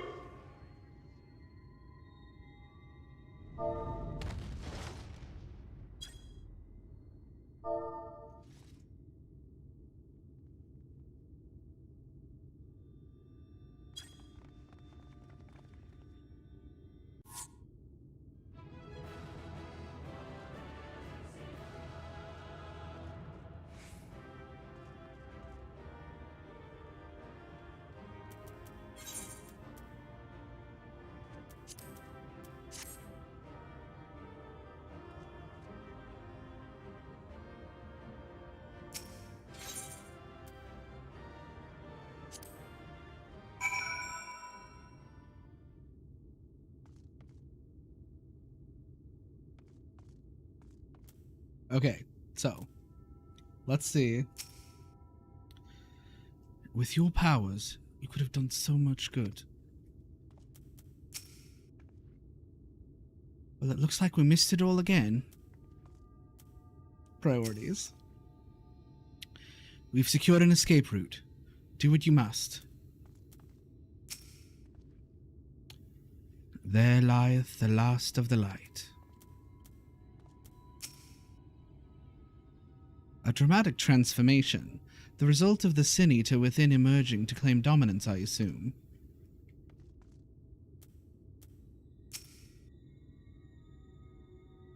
Is that Vothri? Yeah, he turned into that. I see. It's finally over then. Now night will return to all Norvrant, bringing salvation to both of our two worlds. Ooh, upon speaking with Ryan, several cutscenes will play in sequence. This is not the end, though, because there's still several quests before the end of 5.0. Because this, right now, is just a 79. I'm not even level 80 yet, but get ready for cutscenes. It is recommended to set aside sufficient time. Should you leave the area, you may return here by speaking to the sentry posted near the entrance to Mount Gulg. Okay. Let's go. I'm probably gonna cry because it's happened like 4 times already tonight.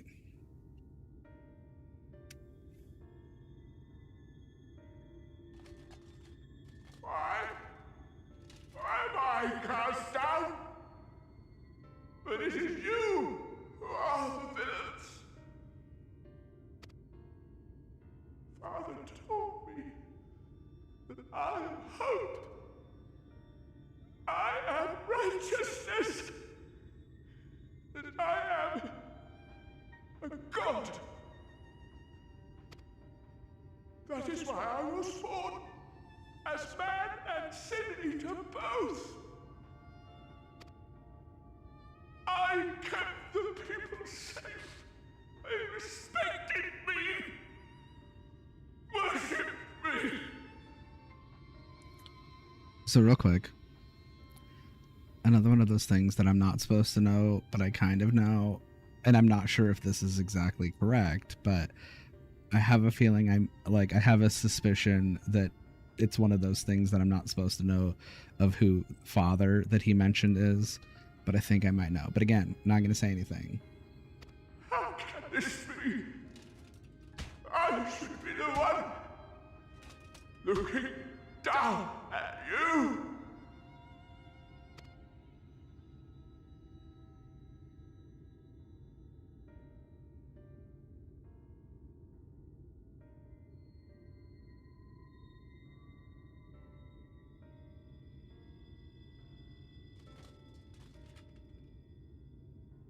Help me, damn you! I am your god!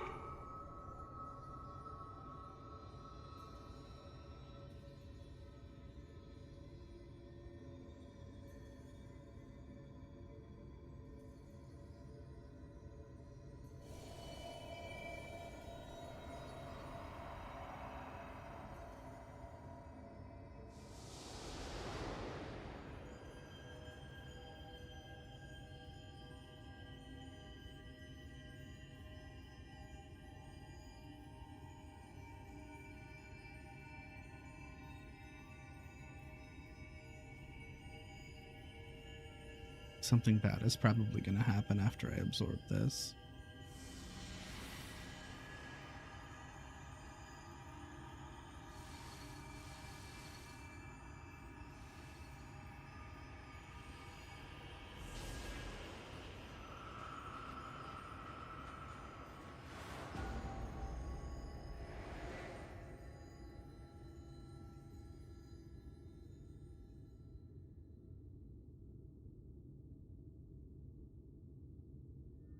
Look! The sky!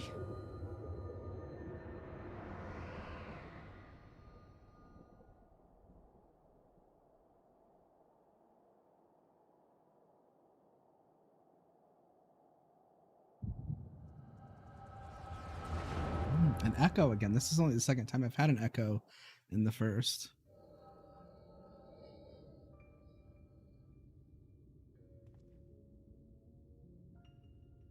Fools! Were it not for my decisive action, the whole city would have been overrun, razed to the ground. Yet they dare to complain about casualties? Spare me. I'll wager they were put up to it by those wretches who seek to usurp me. They're stirring up the citizenry. This isn't usually how a mayor talks. I don't think you can usurp a mayor. But if they think I will yield to the likes of them, they are gravely mistaken. To be subjected to such deplorable treatment, such ingratitude. You have my sympathies, sir. You do so much good for this city, and you could do so much more. were you not surrounded by fools.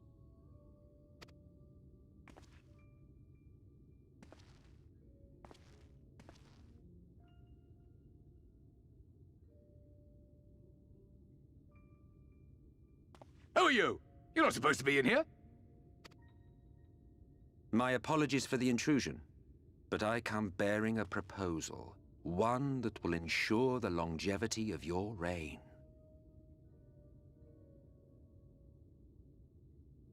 We were rooting for you.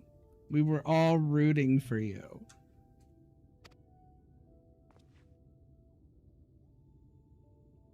But give me the word, sir, and I will bring hither a Light Warden. By giving its power to the babe within your lady wife's womb, we shall create a transcendent being, a king to rule over all. And as sire to the king, your authority will never again be in question.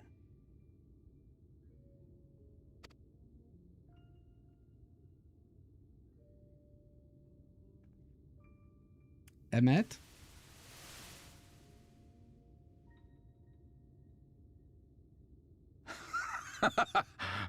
Amazing. Before my Vorthri, they behave as docile pets. With this gift, my line shall be guaranteed power for perpetuity. We shall rule the whole world. Can I just say again? This is not how a mayor talks. A mayor is in charge of a single city. Mayors don't usually rule the world. By all means, sir. United under Yulmor's banner, men will cease fighting and abandon their ambitions.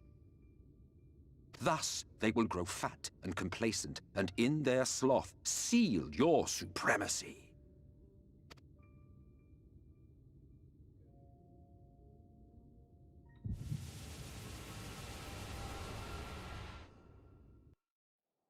Oh, we don't get to see his true form or whatever.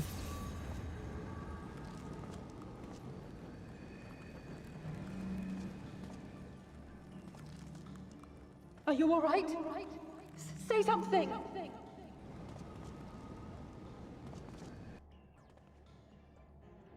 12 for Fend. He cannot contain the light. He's beginning to turn. Urianger, if you've aught up your sleeve, now is the time.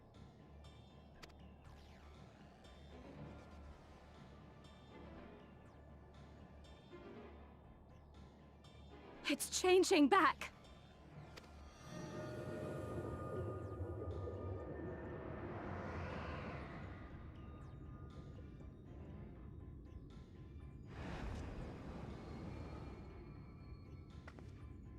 The combined power of every Light Warden is too terrible a burden for any one soul to bear. And so I shall relieve you of it.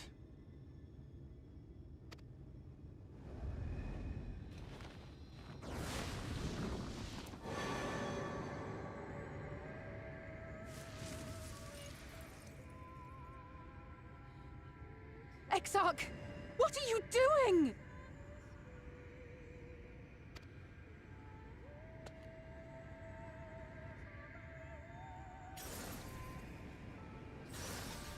I will channel this profusion of power to the Crystal Tower and use it to travel to other worlds. As I have dreamed of doing ever since I first learned of their existence.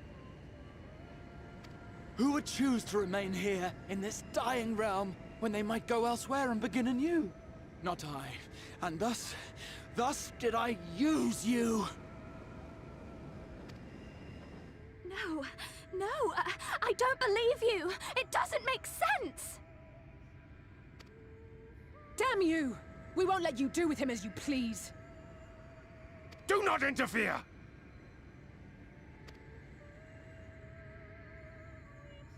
Please, I beseech you all, let him go!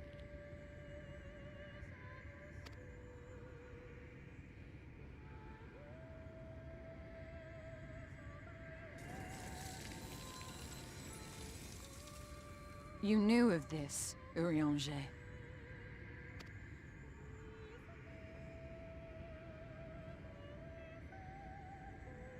'Tis all a fiction. Such vaguely defined acts of teleportation stand no chance of success. The Exarch will never live to see another world, as he knows only too well. Then, what does he mean to do?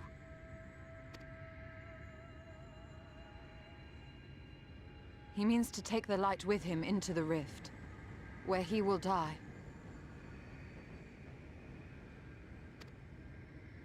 From the beginning, he intended to sacrifice himself to save our friend and Norvrent.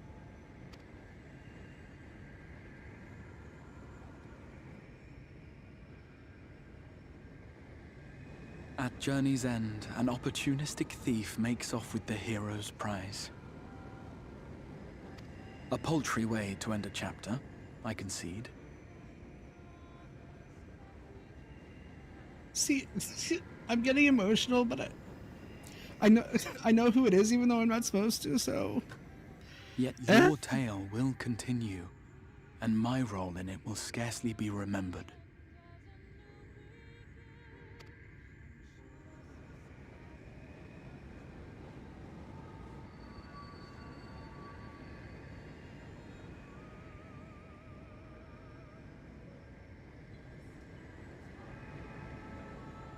Worry not. Whatever should become of me, I will be happy and free, safe in the knowledge that I have played my part.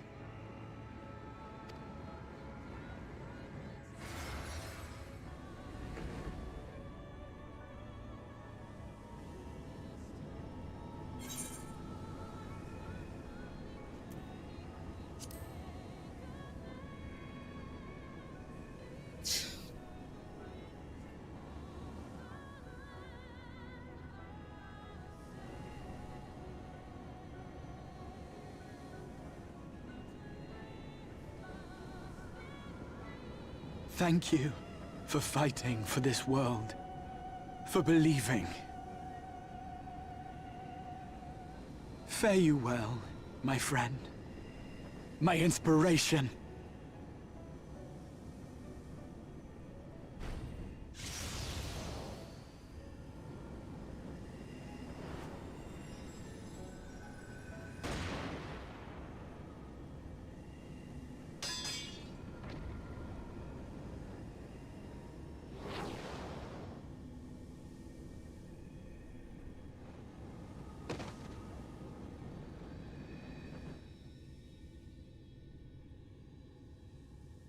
So what? Only those who possess the royal eye of the Allagan Imperial line are capable of controlling the Crystal Tower. Such individuals do not exist in the First. Therefore, in all likelihood, the Exarch arrived here with the tower. This much I had surmised, yet I could not discern his grand scheme.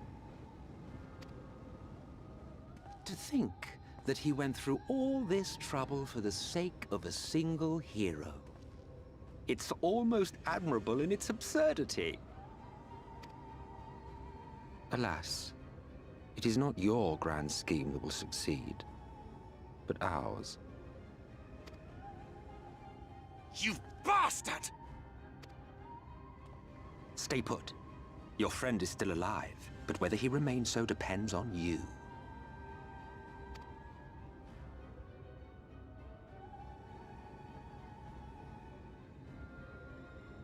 What a disappointment you turned out to be. I placed my faith in you, let myself believe that you could contain the light. But look at you now, halfway to becoming a monster. You are unworthy of my patronage.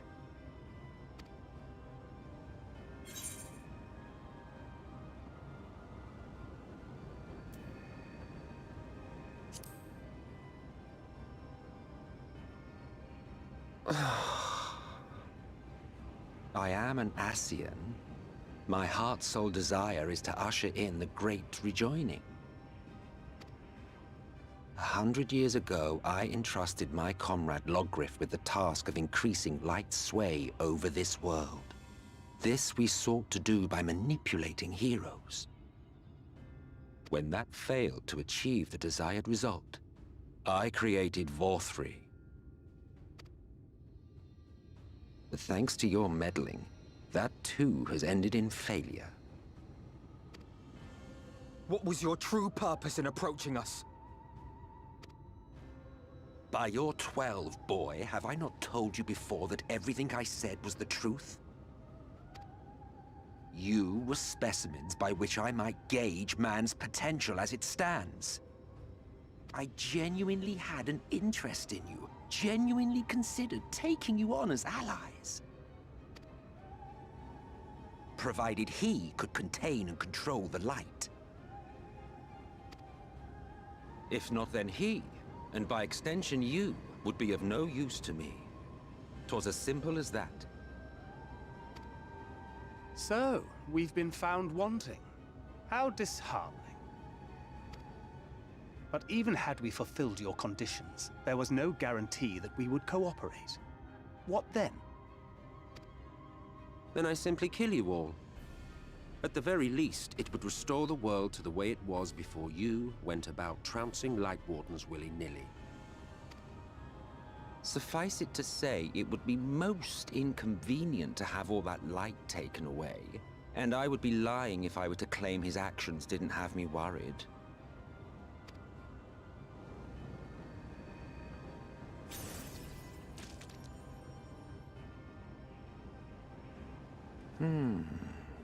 You still retain your form and your senses, but you have all but become a Sin Eater.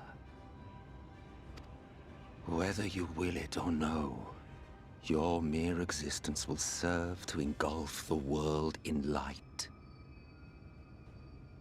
Those in your company will likewise turn into Sin Eaters, and in time you will succumb to your base instincts and hunt innocents to feast on their sweet, sweet ether.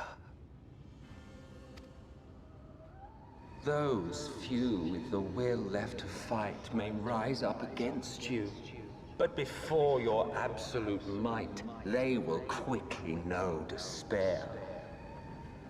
There is no hope. We are finished. Mankind is finished. Ah, the irony.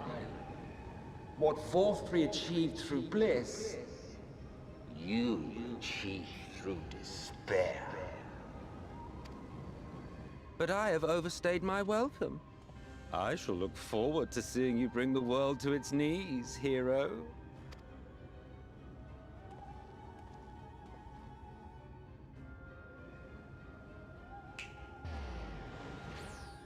Exarch! I have naught to show for all the time and effort I invested in you.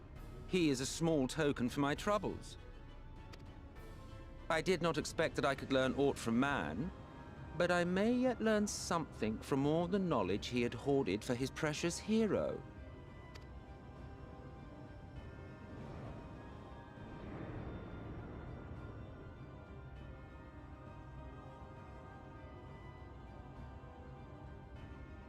I pity you, I do. Your friends are now your foes. If you do not kill them, they will kill you. When it all becomes too much to bear, seek me out at my abode in the dark depths of the Tempest. There, you may complete your descent into madness with some dignity, far from prying eyes.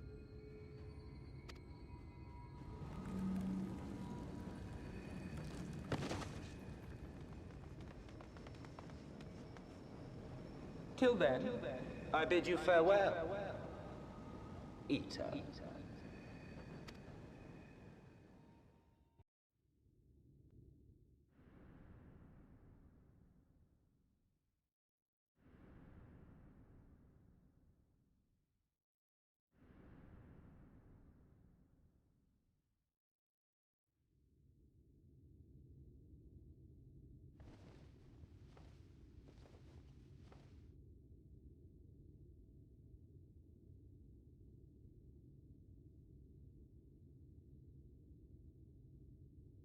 Ah, finally.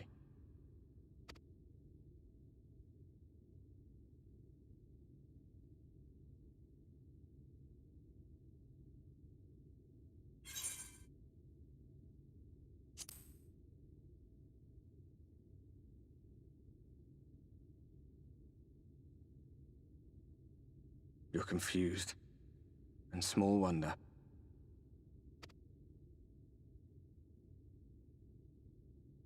After you collapsed, Emmet's self vanished. Then Reen did what she could to stay the raging of the light within your body. Thanks to her, you're still you, but she's only delayed the inevitable.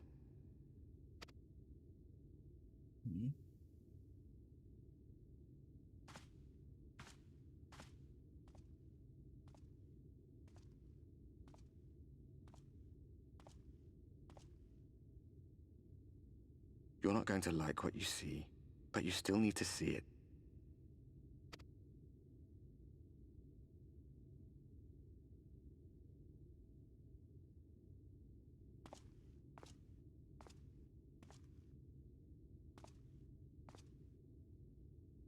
The sky changed back.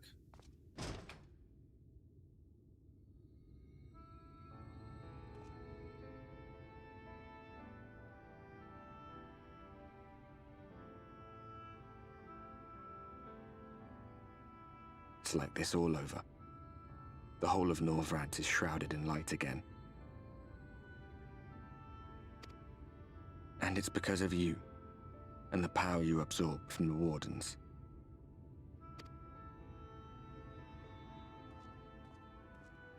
No one knows but your friends. When they carried you down from the mountain, they told everyone waiting below that they didn't understand why the light had returned. And now they're out there trying to allay the people's fears, while searching for a way to save you.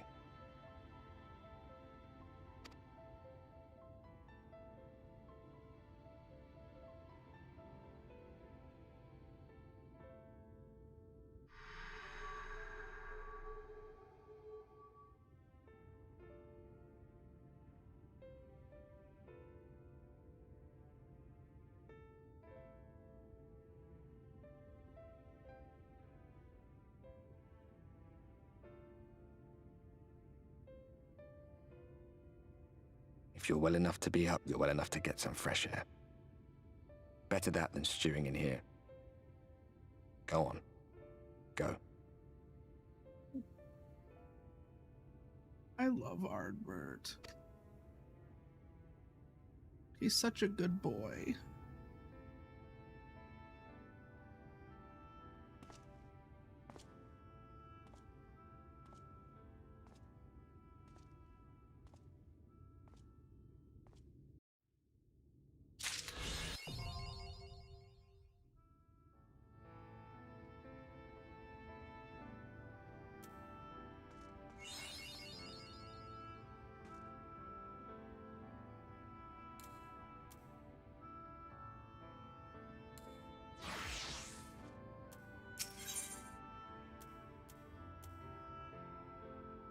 The manager of suites seemed surprised to see you up and about. Oh, sir, you're awake. You were injured during the foray on Mount Gulg, yes? I was here at my station as always when they carried you in on a makeshift stretcher looking disturbingly bereft of vigor. And to compound my worry, the sky has, well, I'm sure you've seen. It has everyone rather concerned, to say the least. Seeing you up and about is the first good news we've had in a while. Assuming you feel strong enough, would you mayhap consider a stroll around the city to reassure our anxious citizens? Bragi was one of those who helped convey you to your chambers, and he has visited several times since to inquire after your condition. Oh, Bragi, I've literally spoken to you one time. Like, thanks, but I have literally spoken to you exactly one time.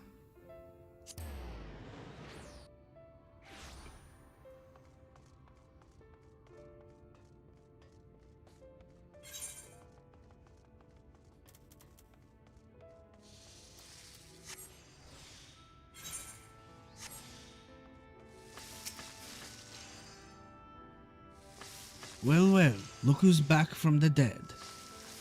Aye, it was a grim sight. Your companions looked fair ready to drop when they brought you in, so I offered a helping hand. Couldn't bear to see them struggle so. And you, my friend, I feared you had one foot in the grave, cold and lifeless you were, like a corpse that was somehow still breathing. Then they told me some evil bastard went and snatched our poor exarch away in the midst of the chaos. Wicked white, what is the world coming to? Bah, but moaning never solved anything, did it? Nay, it's times like these that we Crystarium folk stand tall and do what needs to be done. Trade with Yulmore is back on the table. We'd best make use of those resources to fortify the city against the Eaters, or whatever misery the fates deem fit to throw at us next. Speaking of misery, Shesamil was worried sick about you. A healer wringing her hands is not a sight you ever wish to see, let me tell you.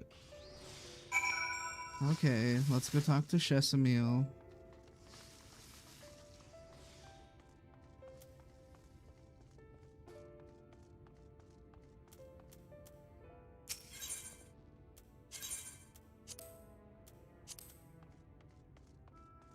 Okay, come on, Shesamil.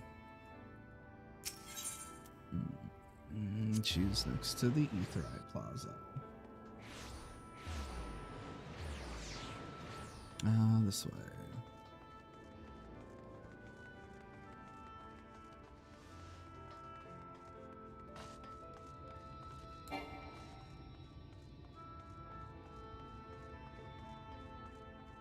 Forgot to push down my modifier key. Oh, sweetie, you're alive. No one's been allowed to see you. Even Spagirics, Chirurgians were forbidden from making visits. Reen was kind enough to tell me you were showing symptoms similar to Eater corruption, so I suppose there was little any of us could have done for you in any case. As for your companions, they've been rushing hither and yon, seeking a cure for your condition. I worry to see their faces grow ever more haggard every time they pass through the Crystarium. I shall let them know you're awake, and when they come see you, sweetie, please do convince them to rest a bit. They won't be helping anyone if they all collapse of exhaustion. And our own sweet Morin has been a little better, I'm afraid. Oh, and our own Morin has been a little better, I'm afraid. He hasn't left the cabinet, too busy with his nose buried in one dusty tome or another. Okay, Cabinet of Curiosities. This kind of reminds me of a, smaller version of the quest from Heavensward, where they had you go around and talk to everybody again, and you basically went all around the zones that you had gone to in the expansion, and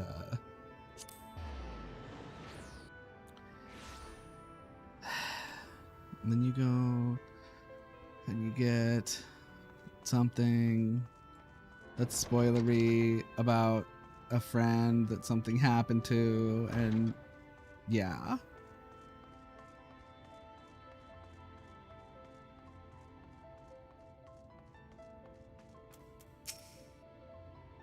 Confound it!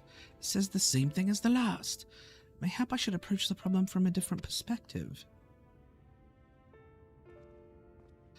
Rando, is it truly you and not some figment of my imagination? Oh, but this is wonderful! Tootsie, my prayers have been excuse me. Tootsie, our prayers have been answered.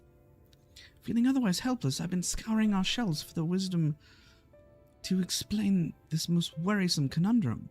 Why, with all the Light Wardens defeated, has the light returned to obscure the sky? I must have pored over 100 tomes, but no definitive conclusion seems forthcoming. So many questions I would pose to the Exarch, and thus do I feel his absence all the more keenly. Now that you are awake, however, I'm hopeful that the search for our stolen steward might begin in earnest. Talos, meanwhile, leads the crystalline mean in preparations for battle, though against what foe we are as yet uncertain. Why not pay her a visit? I expect seeing you upright will put a much, would be a much welcome relief. Okay, so the door is here.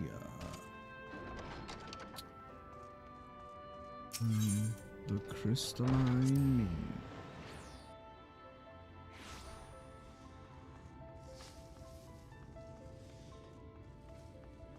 Ah, yes, Catless Everdeen.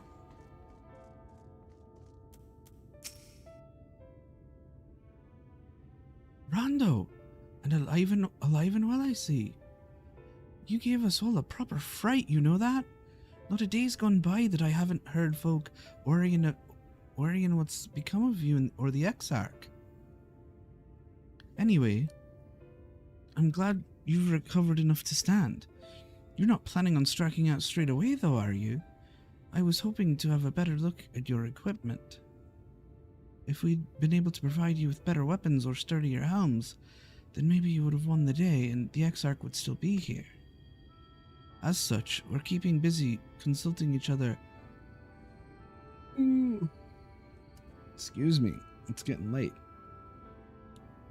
Consulting each other on new forging techniques and designs and the like. If you could stand still a moment, I'd like to assess the gear we're trying to improve.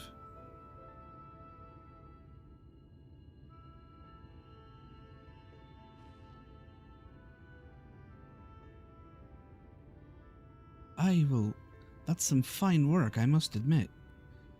Wouldn't be impossible to make something better, but we'd need to experiment with different patterns and materials, and I'm not sure we have that kind of time.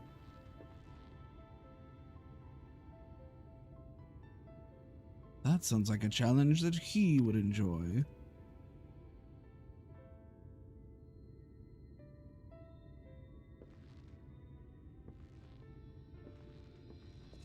Hey! Greetings, Glenart. The Master of the Stairs is running his own errands now, is he? That's probably why they, or at least part of the reason, this guy is in the 1.0 trailer. Like, they re-released the 1.0 trailer, and nobody really knows why. Like, Zeppela, reacted to it. It was, a comedy video, but, having just watched it earlier today, this guy runs the Adventurers Guild in 1.0, or in the trailer at least. He's the one who has all the guild leaves that they choose from. Like, I saw him and just all of a sudden I was like, shh.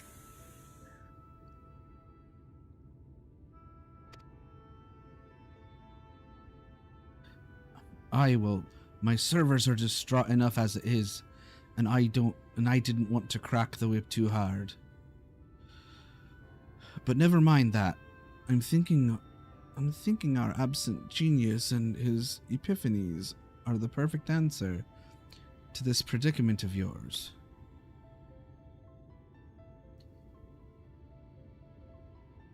And by genius, you mean old Grinold. He is a man of unrivaled gifts. I won't argue with you there. Is this Geralt? But what good does his talent do if we can't bloody find him? No one's seen hide nor hair of Grinold since he wandered off some years ago. You know what he's like once he latches onto an idea. He's probably cloistered himself in some forgotten cave, completely absorbed in his latest creation. I wouldn't even know where to start looking. That does make things difficult. Still, if that eccentric is someone you're destined to meet, I wager he'll show up soon enough. In my time at the bar, many's the tale I've heard told of strangely fated encounters. Even if a few of them might be stretching the truth just a little bit. We'll keep our noses to the grindstone for the time being. But on the off chance you do encounter Grinold, you'd be wise to take advantage of his brilliance, rather than wait on our slow and steady progress.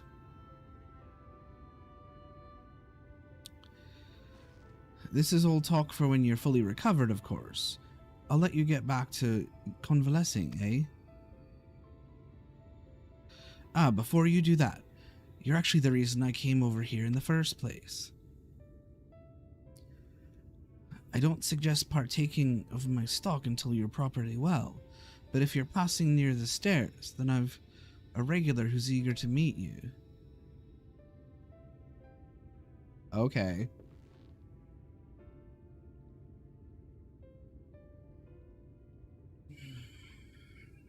I'd best be getting back. Just because the world's coming apart at the seams doesn't mean we have to follow suit now, does it? Hear, hear. We can't forget the heart upon which the city was founded. Or the Exarch might not have much of a home to return to.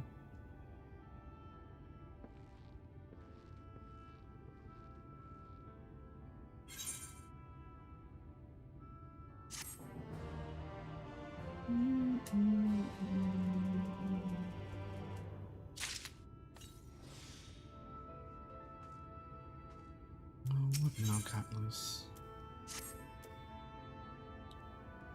Rando, are you alright? I think a return to your sickbed might be in order. Or you might consider resting a while atop the watchtower next to the rookery. This damnable sky doesn't make for the most soothing scenery, but the Exarch often liked to stand there and feel the wind upon his face.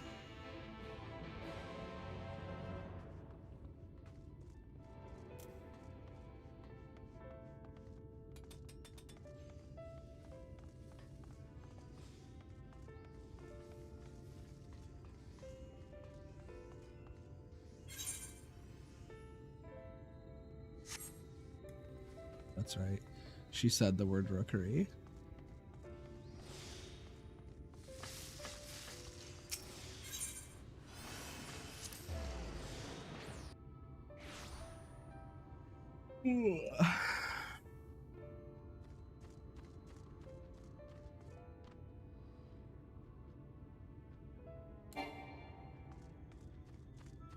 Oh, up there.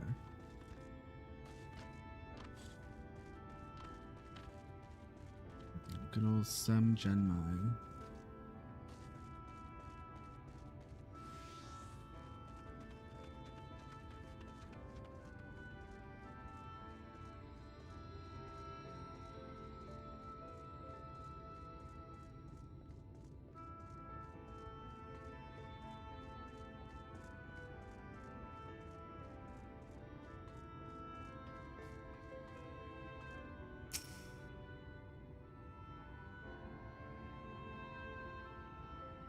See, I don't actually know enough about how the story ends. Like, I just know little bits and pieces, so I have no idea how this gets resolved.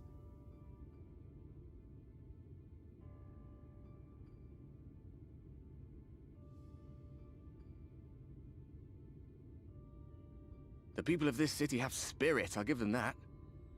They've not lost the will to fight.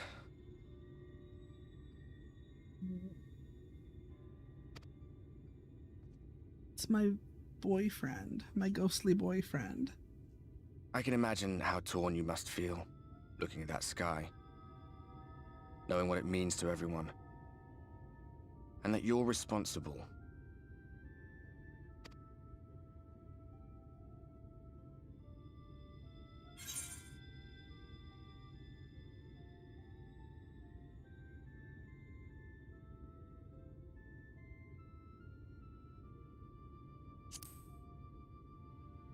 Secrecy's worse. I'd rather people knew. If you're thinking of coming clean, don't. It might make you feel better, but it would make things 100 times worse for them. They're better off not knowing.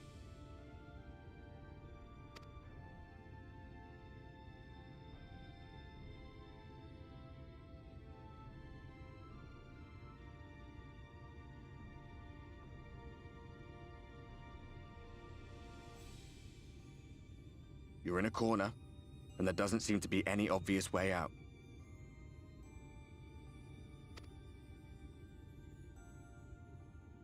But that doesn't mean it's over. However hopeless it seems, you haven't lost yet.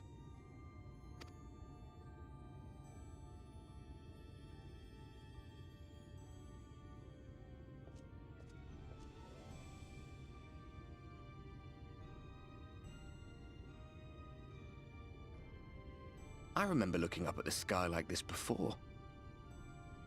Being caught up in a strange kind of calm. It was after we realized we were responsible for the flood. When we resolved to journey to the source by taking our own lives.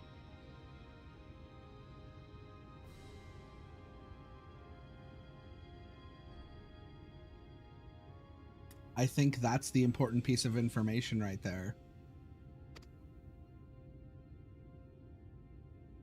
One last sacrifice. One last fight. One last failure.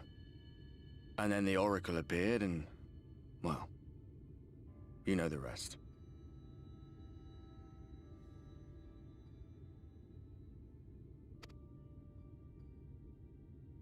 There were times in the years and decades that followed when I wondered if we might not have been better off just letting the rejoining happen.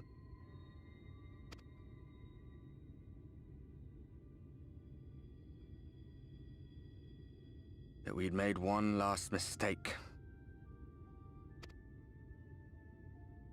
But seeing that giant Talos stir to life cured me of any doubts I still had.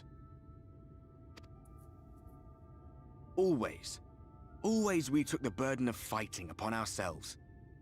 That's what heroes do, isn't it? So we never had the chance to see anything like that. Our people coming together as one.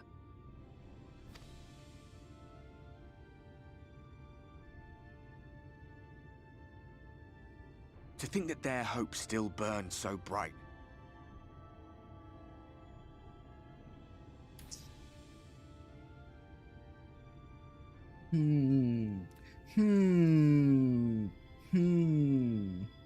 Maybe that's it. That they were still so eager to live, they would lift up their fellows, one on top of the other, till they reached the sky. No. We made the right decision. And I can finally feel proud of the part we played in helping this world survive.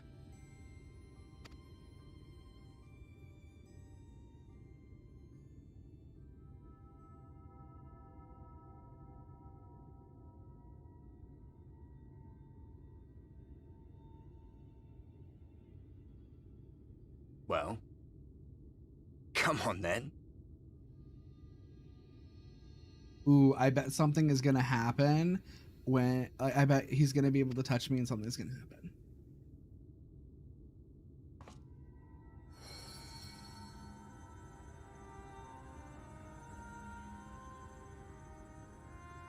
As I thought. What happened between us was no coincidence. My story may be finished, but the fates have gifted me a minor role in yours.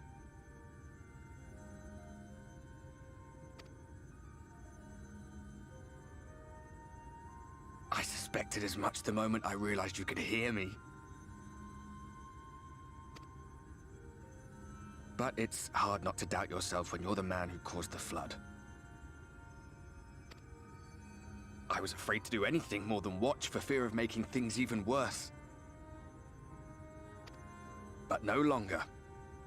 After all, the path I once walked is now yours to finish.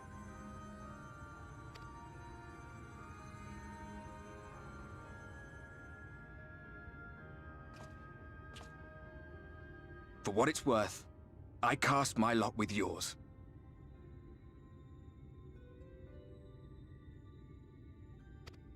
If you need a push, I'll be right there behind you. If you lose control, I'll do my best to stop you.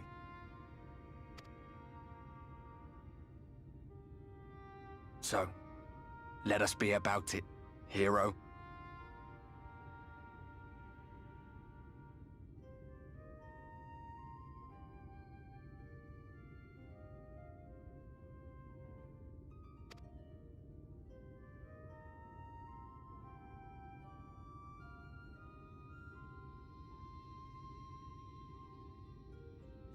was worried you were up here all alone, brooding and fretting and wallowing in your woes. But look at you, grinning at nothing like a pollen-drunk pixie. My branch.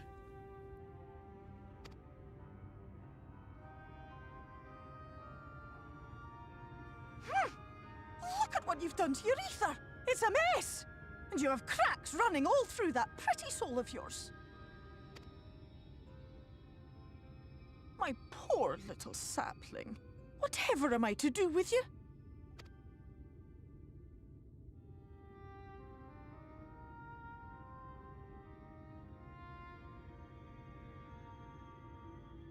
Shall I yield up my throne? You could claim it, cut ties with the mortal world, hide away in the castle. No. It won't fix the problem, but would it really matter? If any pesky heroes come calling with steel and magic, all of Il Meg will rise up in your defense.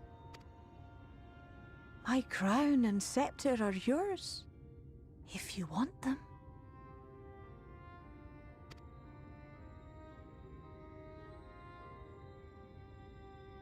What? Don't give me that look. Of course I knew before I asked that you'd never ever heed such a wicked suggestion. And besides, what would become of my precious and ephemeral flower?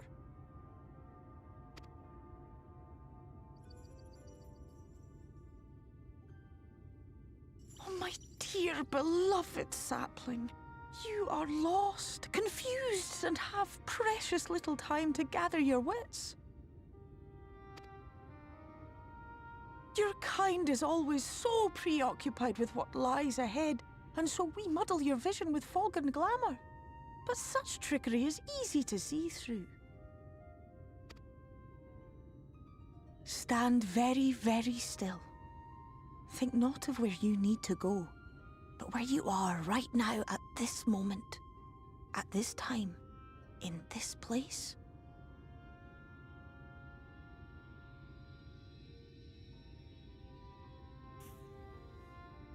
This game.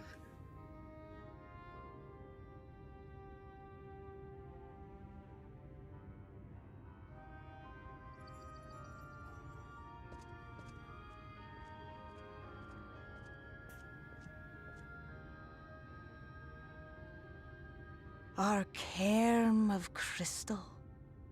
From shadowed hood he watched you go, his ruby eyes with warmth aglow.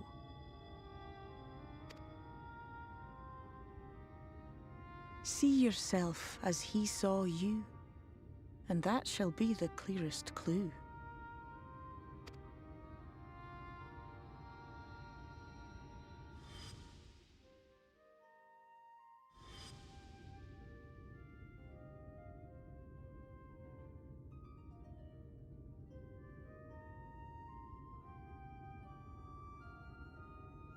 You stand in his garden, dear sapling. Ask his flowers what they know, and you will surely find an answer.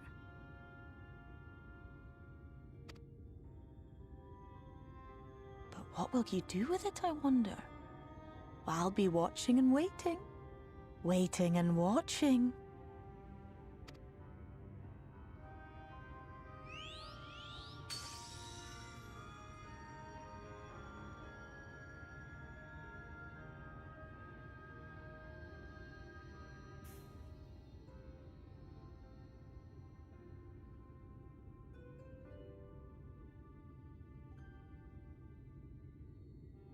This game makes me feel so much. Feel so many things.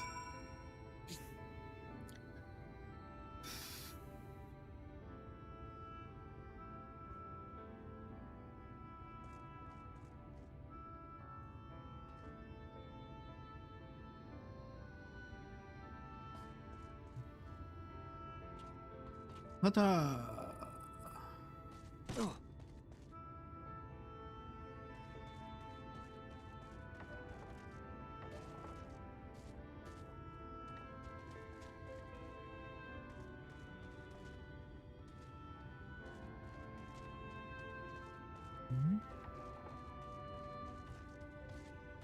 Sem Genmai. Hello, Sem Genmai. I've never heard them voice, so I don't know what kind of accent they have, but... Oh ho! I did not expect to see you on your feet so soon. Surely you have not come in search of an armorer. What do I know of the Crystal Exarch? I am happy to share, but I fear there will be no surprising revelations. As any in this city could tell you, he is a man of wisdom and compassion and many untold secrets. But none can doubt his generosity. When the Crystarium was being constructed, he even allowed folk to plunder the tower for resources. He has imposed no restrictions upon us but one. No one except the Exarch is permitted to dwell within the spire. With seasons past, a comrade of mine was bold enough to ask the reason why. The Exarch merely smiled and said, because one day the Crystal Tower may vanish as suddenly as it arrived.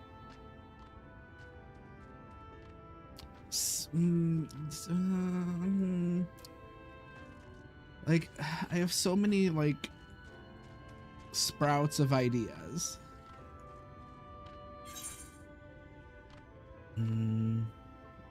Armor launch. Where's... yeah.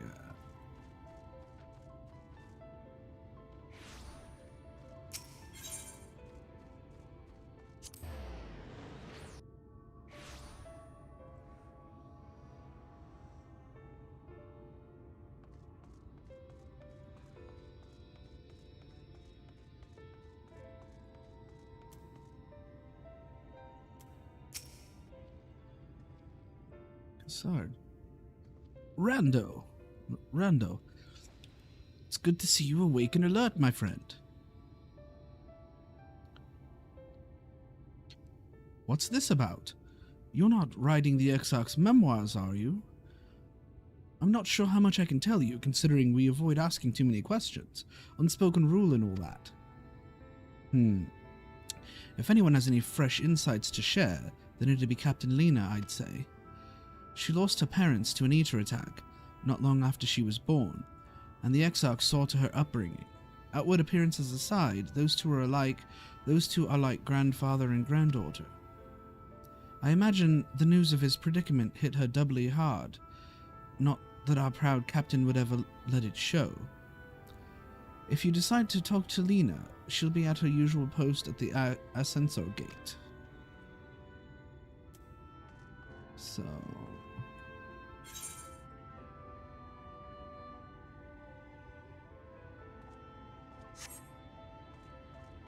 the Cabinet of Curiosity.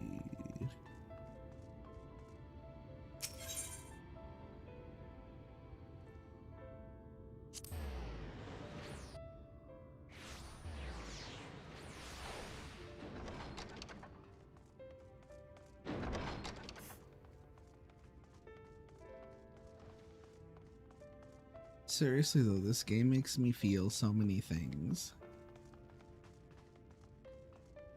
I just have a lot of feelings. Oh, was there something else you needed? If you've come for the results of my research into this persistent light, I'm afraid there's little to tell as of yet. Tell me about the Exarch. Records pertaining to the Exarch? Well, I need no documentation to relay what little I know of his history, if that's what interests you. Less than a decade had passed since the coming of the Flood when the Crystal Tower first flashed into existence. Its summoner, the Exarch himself, became known to the refugees in Lakeland soon thereafter. He welcomed all who sought out the spire, be they locals who had lost their homes or Verberites fleeing their ruined kingdom, and together they found the city which would become the Crystarium. Some thought to call him king, for he refused to share his name. But the summoner did not deem himself worthy of royal address. Thus did the people consider his scintillating skin so alike to the tower he had summoned, and bestowed upon him the title of Crystal Exarch. As for his true name, well, 'twould seem that is a mystery that remains unsolved to this day. I know his true name. It's Grahatia. My other boyfriend.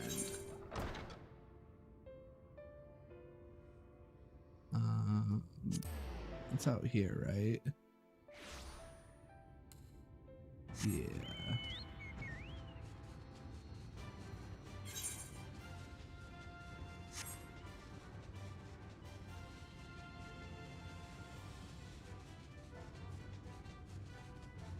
Lena!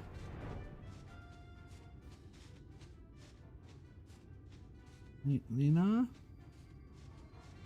Oh, I passed her up.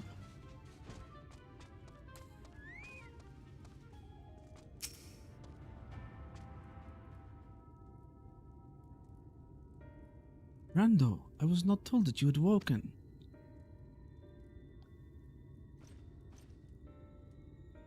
A welcome surprise. Now, if only the Exarch was returned to us.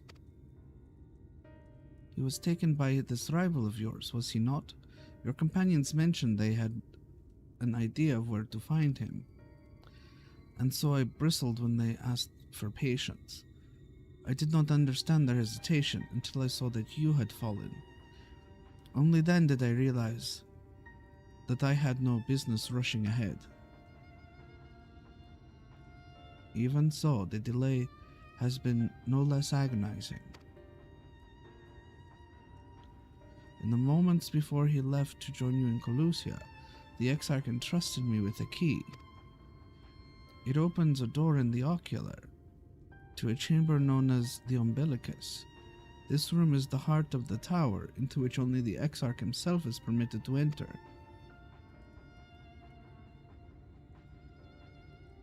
He bid me allow none into the tower once he had departed. Only in the event that an army of eaters descended upon the city was I to access the Umbilicus and awaken the defensive barrier. Never before had he left me with such instructions, but the battle with Vater loomed near, and at the time I accepted the key without much thought. Since then, however, that moment is all that occupies my mind. When I recall the look upon his face, he knew that some terrible fate awaited him. Tell me, Randall, I need to know what he feared. What battle you and your companions are truly fighting?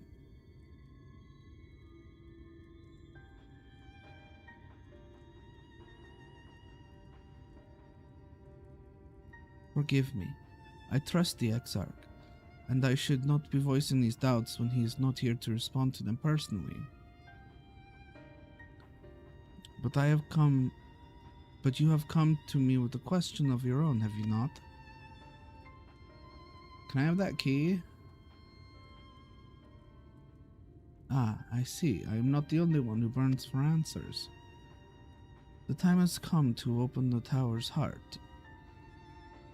Though we do not face an invasion of eaters, I suspect the city will be in far more danger if you do not gain the knowledge you seek.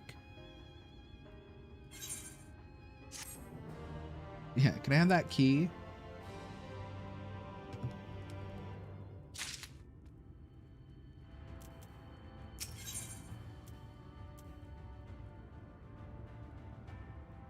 The unbroken thread. Come, meet me at the ocular, and I will unlock the door within.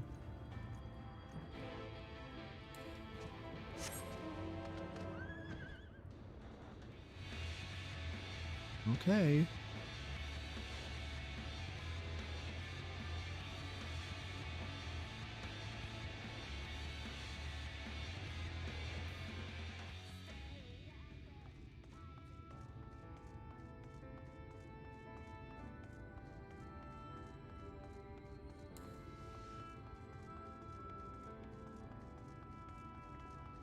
Literal children.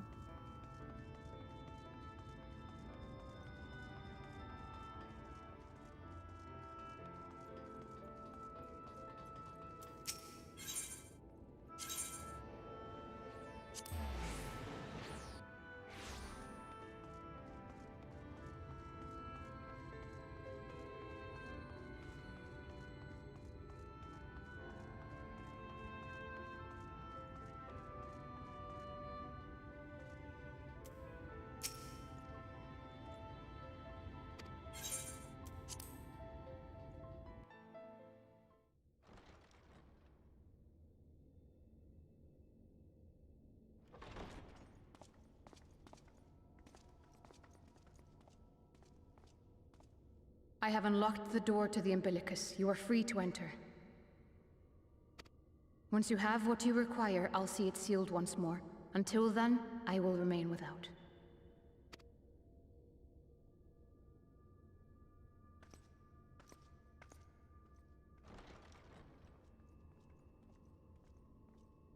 I like Lena. She's a good girl.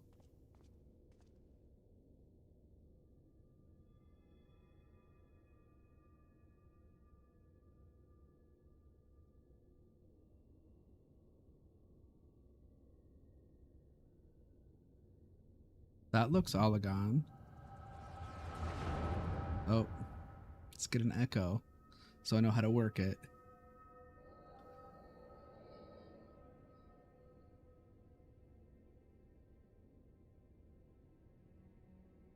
A moment to collect my thoughts, I prithee. Thy true name is Grahatia, then? By thy claims, thou too art a native of the Source, though from an age beyond our own, when the 8th umbral calamity hath visited devastation upon our star. Thou hast, by subtle means, reached across the boundaries of time and space to unsow the seeds of catastrophe, ere its creeping vines drag our champion unto an early grave. In essence, yes. A difficult story to swallow, I am sure.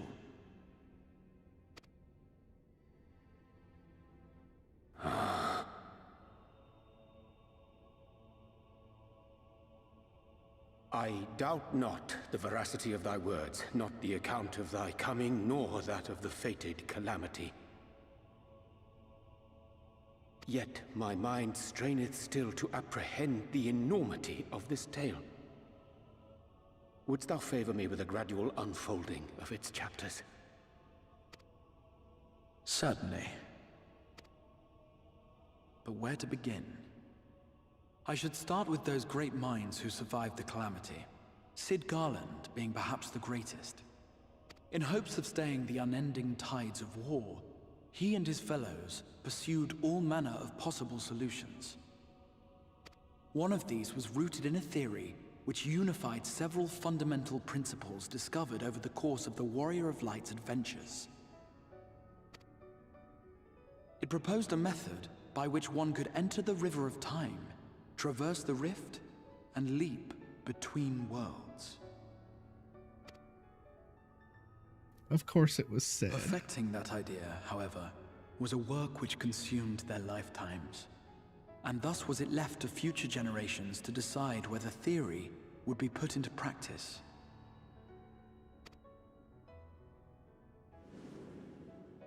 But all the while, the world continued to burn. Hope was a feeble outpost, beset on all sides by thievery and misery and murder. People cried out in despair, "There is no hope, we are finished.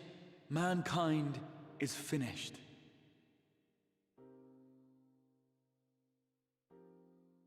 Those are the words that Emmett Selk said.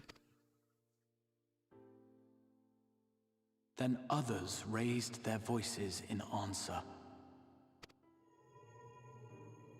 Though we be beyond salvation, those who came before may yet be saved. We will forge a crossroads and pave the way for a different future. By the wisdom of our forebears, we will prevent this calamity from ever having come to pass.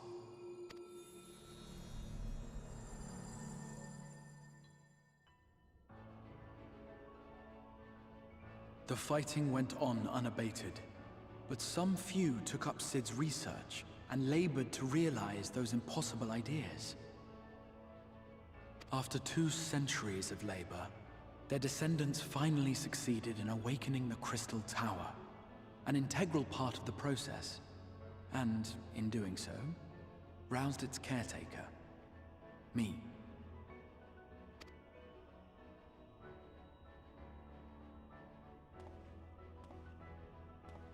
By this stage, scholars had largely established the phenomena underpinning the rejoining, and identified the first as the shard which precipitated the 8th Umbral Calamity.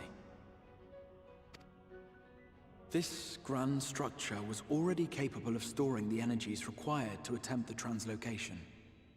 All that remained was to augment some few of its functions based upon the theoretical models of Sid and his compeers.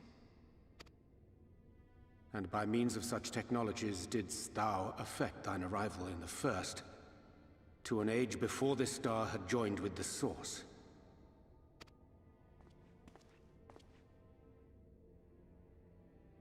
Some while before, as it turned out. 'Tis all but impossible to predict how time will flow between one world and the next, and we missed our mark by almost an entire century. But this only worked in our favor. The Sin Eaters could not be defeated without the blessing of light, and summoning the only man who might stand a chance against them would require decades of preparation. An undertaking of scarce credible endurance. That thou hast kept thy plan from falling into disarray these many years bordereth on the miraculous. Yet howsoever history be rewritten, thy present self was shaped by events which followed the calamity. Should said catastrophe be averted, the very skein of thine existence will unravel. Surely thou hast foreseen this. I am aware of the consequences. 'Tis for that very reason Sid and his colleagues bequeathed their legacy as an offering, and not an edict. To give all of oneself for the happiness of others, and with no promise of reward, 'tis a hard thing to ask. Harder still for those condemned to survive in a world which pitted brother against brother. Indeed, you are right to call the execution of this plan miraculous, though the force which held it together was nothing so inexplicable. It was him. The warrior of light has been our unbroken thread.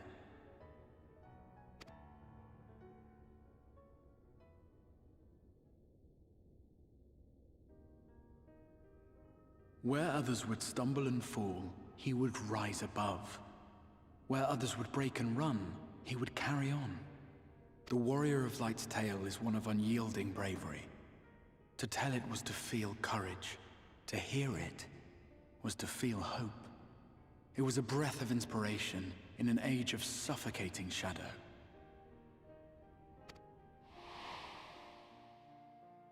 In the histories of a fallen nation was our hero hailed as its greatest ally. In the time-worn pages of a noble's memoirs were his deeds joyously retold.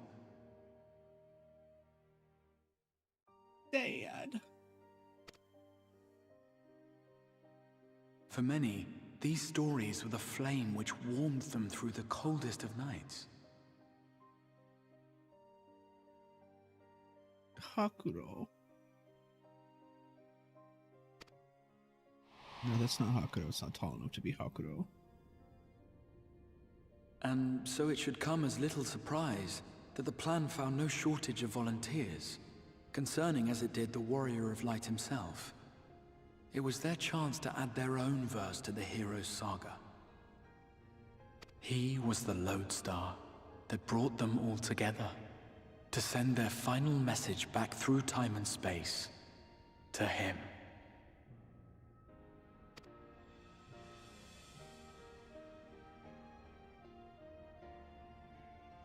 The light of your legacy was our torch in the darkness. Burn bright again and live.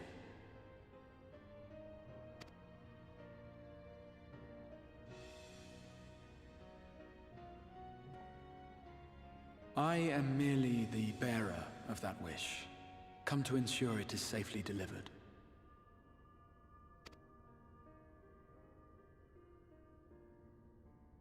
Wherefore sharest thou this burden with me and no other? What wouldst thou have me say?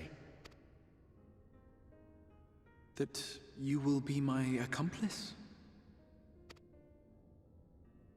'Twas you yourself who convinced me of your suitability when you spoke of how you learned of the Flood, and of your part in arranging Minfilia's journey to the First.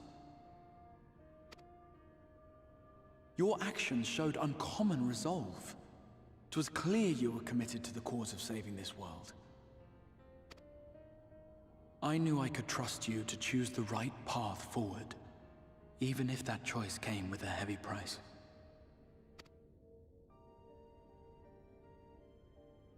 What price?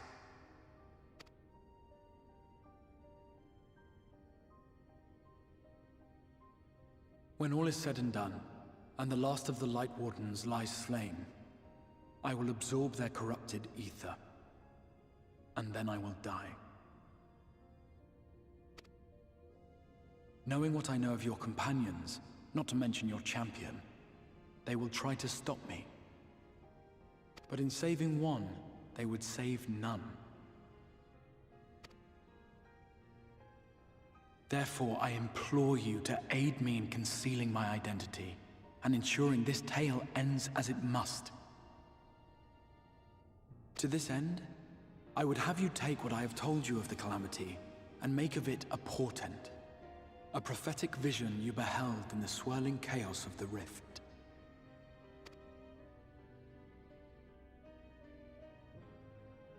Is this truly thy wish?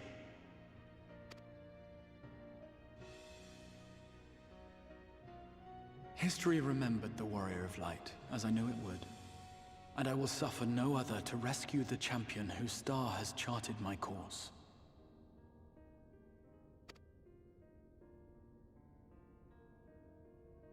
Oh, my boyfriend. I will see this tale to a happy end, my friend. There has been enough tragedy.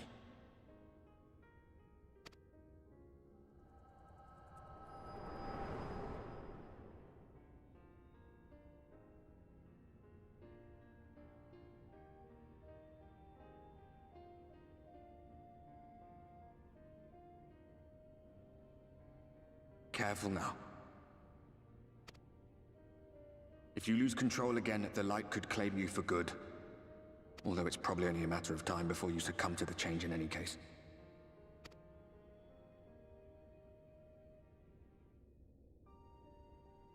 What do you mean to do?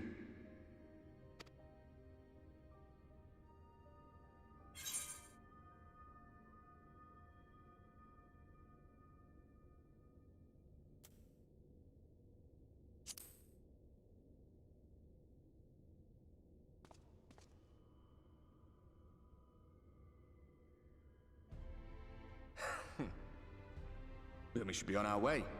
Dacian mentioned the Tempest, did he not? That's the stormy seas around Calusia to you. His lair must be down there somewhere, hidden beneath the waves.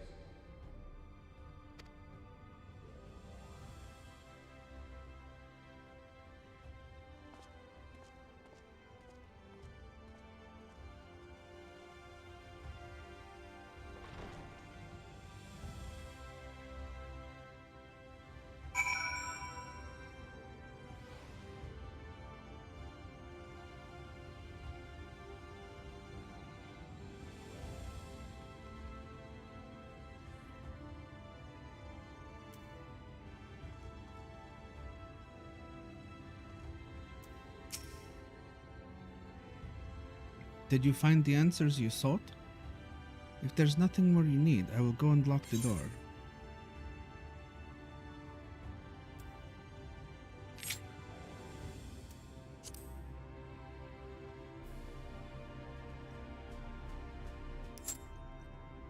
You wish to know the way to the Tempest? You mean the sea itself and not the island of Calusia?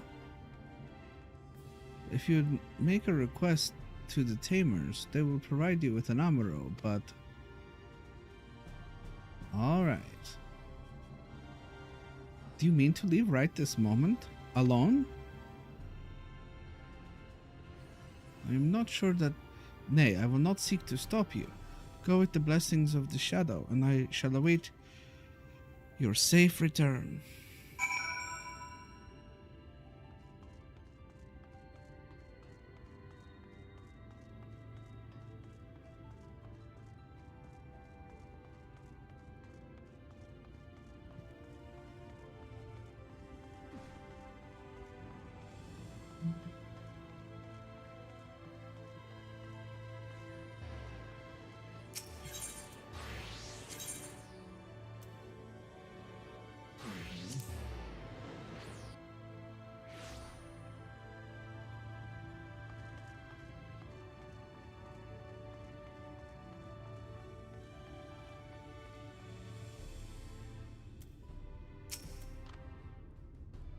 You require an Amaro? Just a moment, and I shall saddle our swiftest to bear you fly to the island. The open water? To the depths of the Tempest? Our Amaro can swim, yes, but to reach the ocean floor...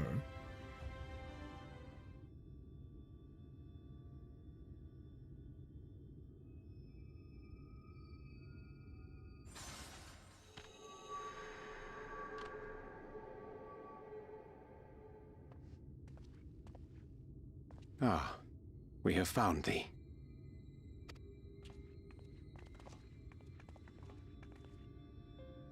Word reached us of thy recovery, and thus did we gather with all haste.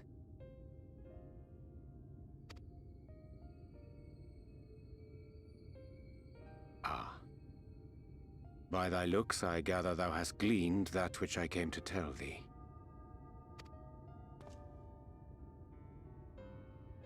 Urianger has shared everything with us. The Exarch's true identity and purpose.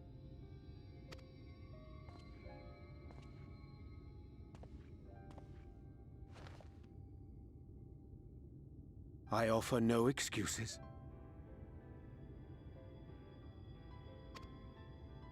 When I agreed to aid the Exarch with his plans, 'twas in full acceptance of the condemnation I would face when my duplicity was laid bare.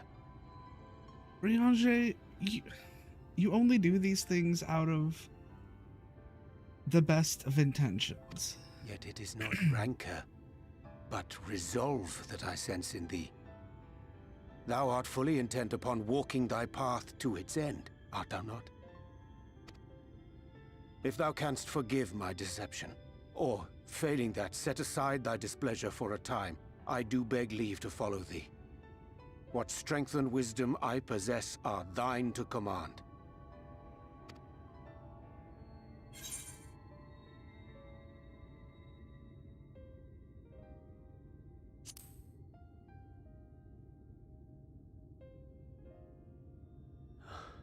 I thank thee.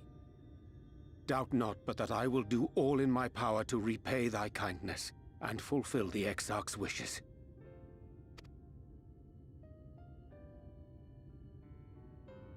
I'm sorry, but I don't think this is a good idea.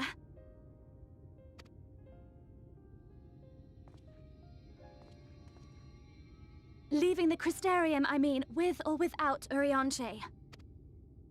What I did for you won't last forever. There's no telling when the light will break free again.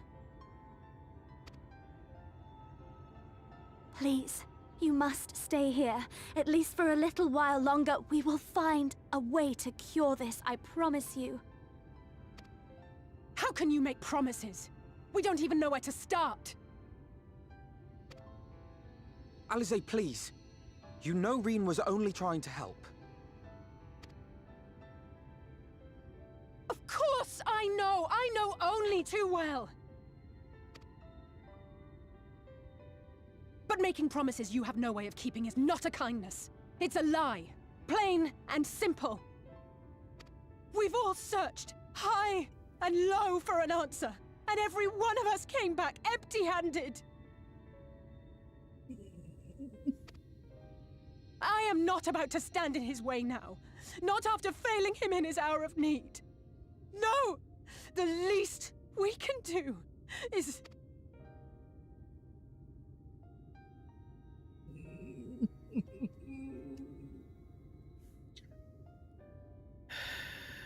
We will go with you as well. There is naught to be gained by standing still. Indeed, we have exhausted every other avenue. Lead, and we shall follow.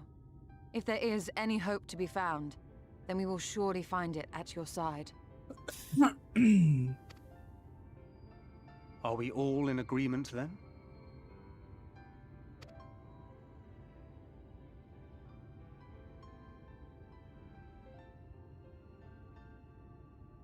Is there aught we can do to help?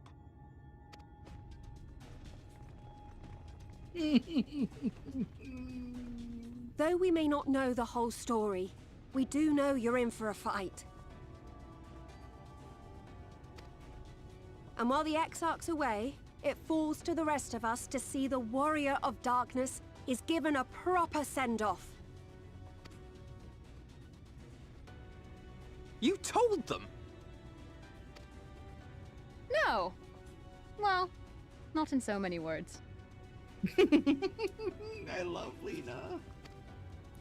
Aye, we didn't need it spelled out for us. When the night sky appeared over whichever place you went to, it was harder not to put two and two together.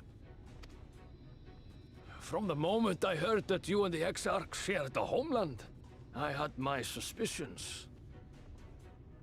Long had he been waiting for a certain someone to arrive, and I knew at once that it must be you. Exactly. When he went up to meet you, 'twas clear it was no ordinary visitor. That spring in his step spoke volumes. I could feel his excitement. Me too! That's right! Here, here!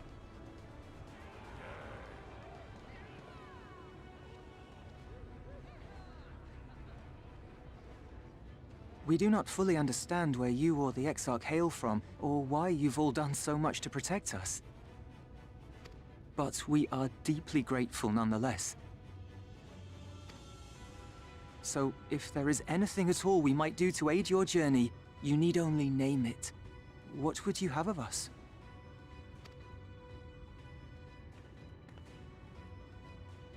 You might have invited them to join us, where they're not so many. But come, they are waiting. What is your will, O Warrior of Darkness?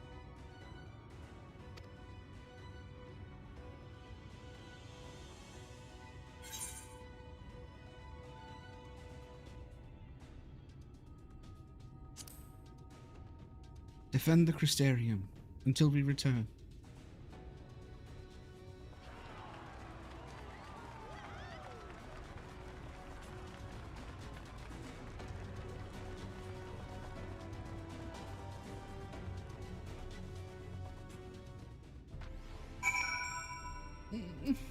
All my friends. Reen. There's nothing I can do to cleanse you of the light's corruption, but I'll do everything in my power to keep it in check. If the Warden's ether overwhelms you again, you will become a Sin Eater. So please, save your strength for when it really matters.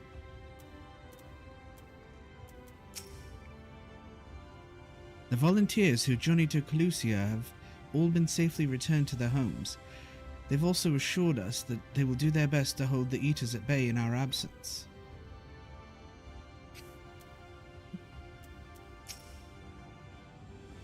Gods know you've spent enough time charging into danger on our behalf. It's only fair that we return the favor. I once said that I wanted to fight for Estinian, that I wanted to save him, not let him be sacrificed for a cause. And now I say the same to you.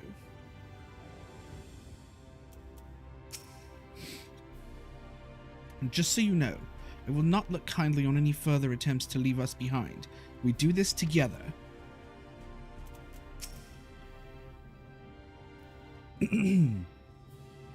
Thou didst plan to commandeer an armoro for thy journey to the open sea. I fear the following dive down onto Emetzelk's underwater abode would drain even thy legendary stamina. Thus, during thy convalescence, we considered the most efficacious method of reaching the depths of the Tempest, and I believe we have arrived at an elegant solution. Yet, ere we discuss this step, I suggest thou dost conclude such pressing business as remains thee in the Crystarium. Once the sea closeth above our heads, we are unlikely to surface again until our grand deed is done.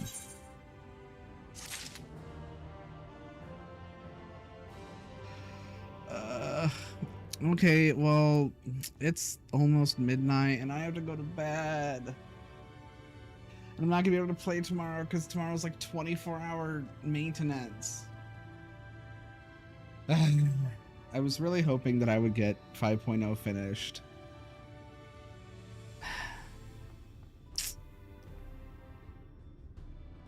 Oh well. I came pretty close. Where am I at? What quest do you have? To storm-tossed seas. Let's take a look.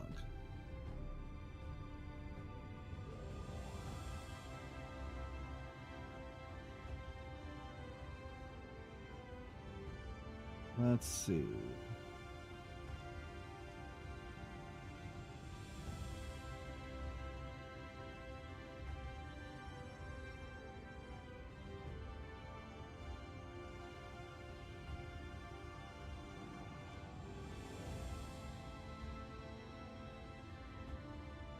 Yeah, there are still 8.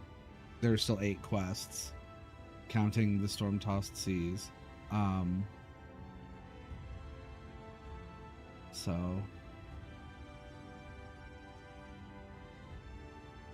I guess we'll finish during early access. Oh, I do need to go to I did need to go to Limsa.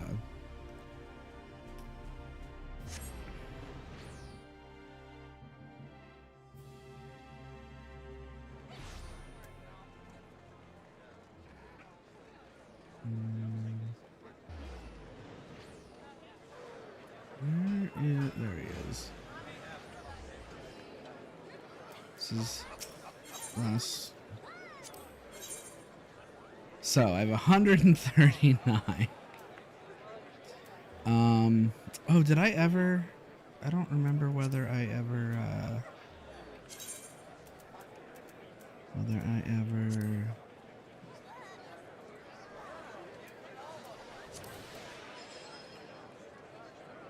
Got the Griffin hatchling or the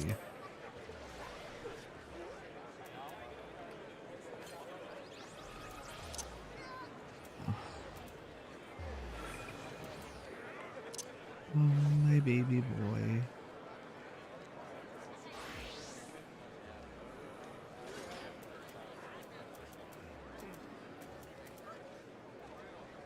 Okay, I don't think I did.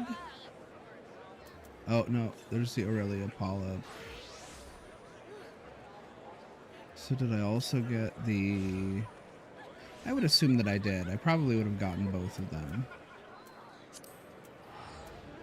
Yeah, Griffin Action. Okay, so I did get the minions.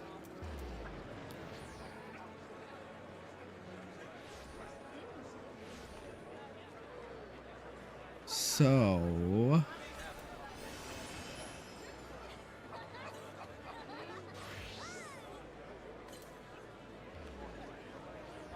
I mean, I could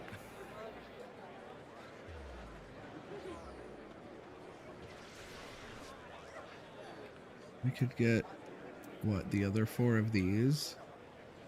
I have that. I could get these 3 and Direwolf. Yeah, I mean, I could get the other 4 Beast Tribe mounts.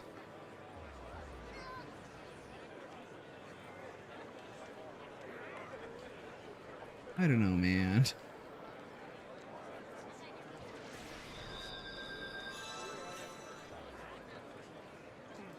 Like, I have these 3. Not the Inferno Jacket. Like, I don't know if I want the Inferno Jacket. It's not really my style.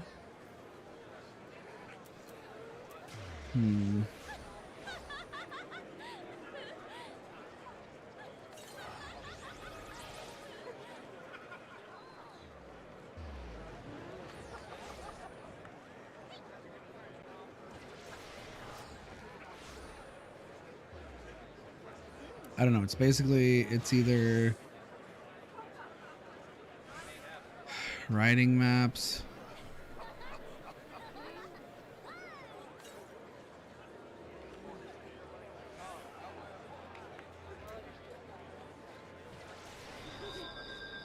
Writing maps or mounts.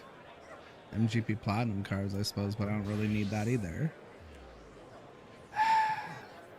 I mean, I suppose I could get the ostensibly special time-worn maps.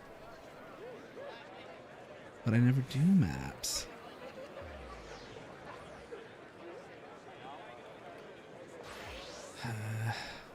I don't know.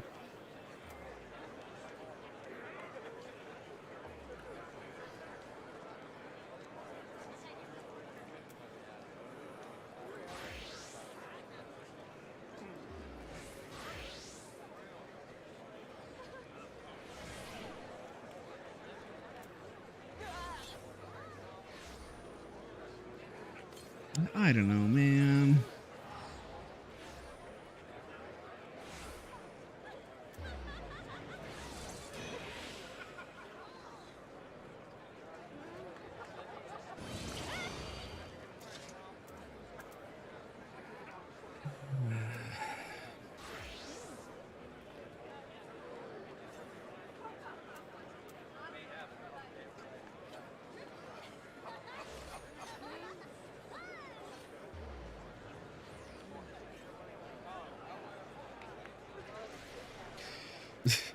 Like, I could buy all but 2 of the writing maps if I decided I wanted writing maps. But, like, I don't know, man. Because I did buy the Mordona one already. Just to see how much of a difference it made. But, like... I don't know, man.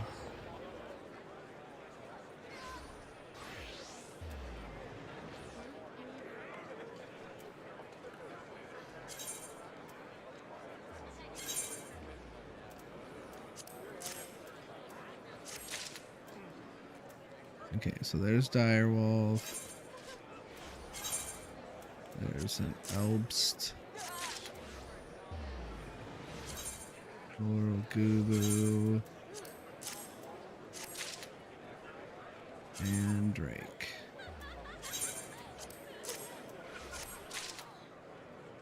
And then... oh, I have 19 left.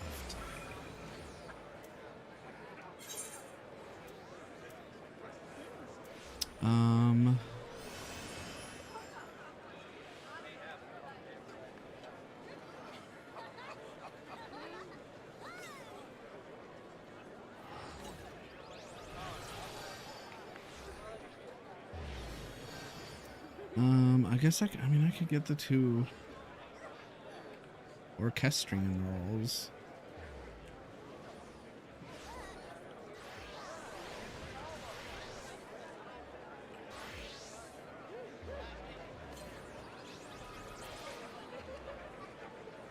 That would leave me with 5.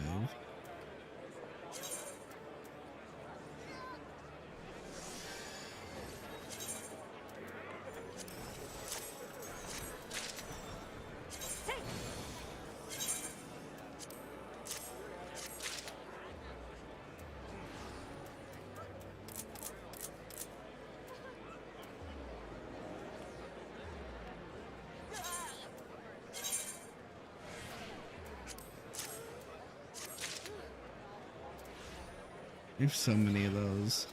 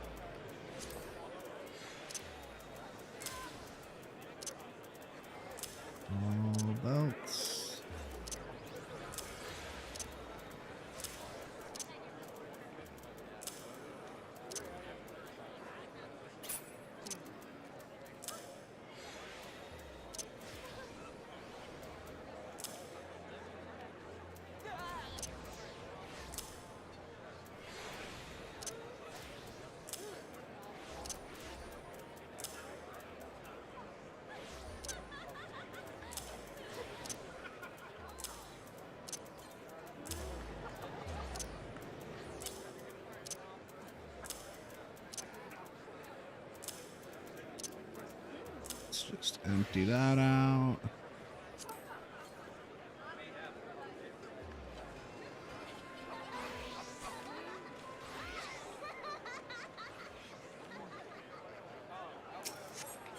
I can do all this off stream. I don't know why I'm still...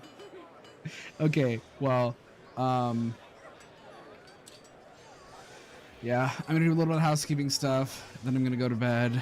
Obviously I won't be able to, I mean, I could stream tomorrow, but it would be Final Fantasy, but I don't think I'm gonna stream tomorrow. I'm gonna try to get some stuff done. I gotta run to Best Buy and pick up something that I ordered, but yeah, so that's it for the last day of Shadowbringers being it. Starting on Friday, and I'll probably, honestly, oh, but my Dragoon and my, okay, after I log off, I'm gonna do stuff to finish leveling my Dragoon and my Dark Knight, because they're really close. But anyway, it's not gonna be story stuff. But yeah, so that's it. Thank you very much. I will see you later, everybody.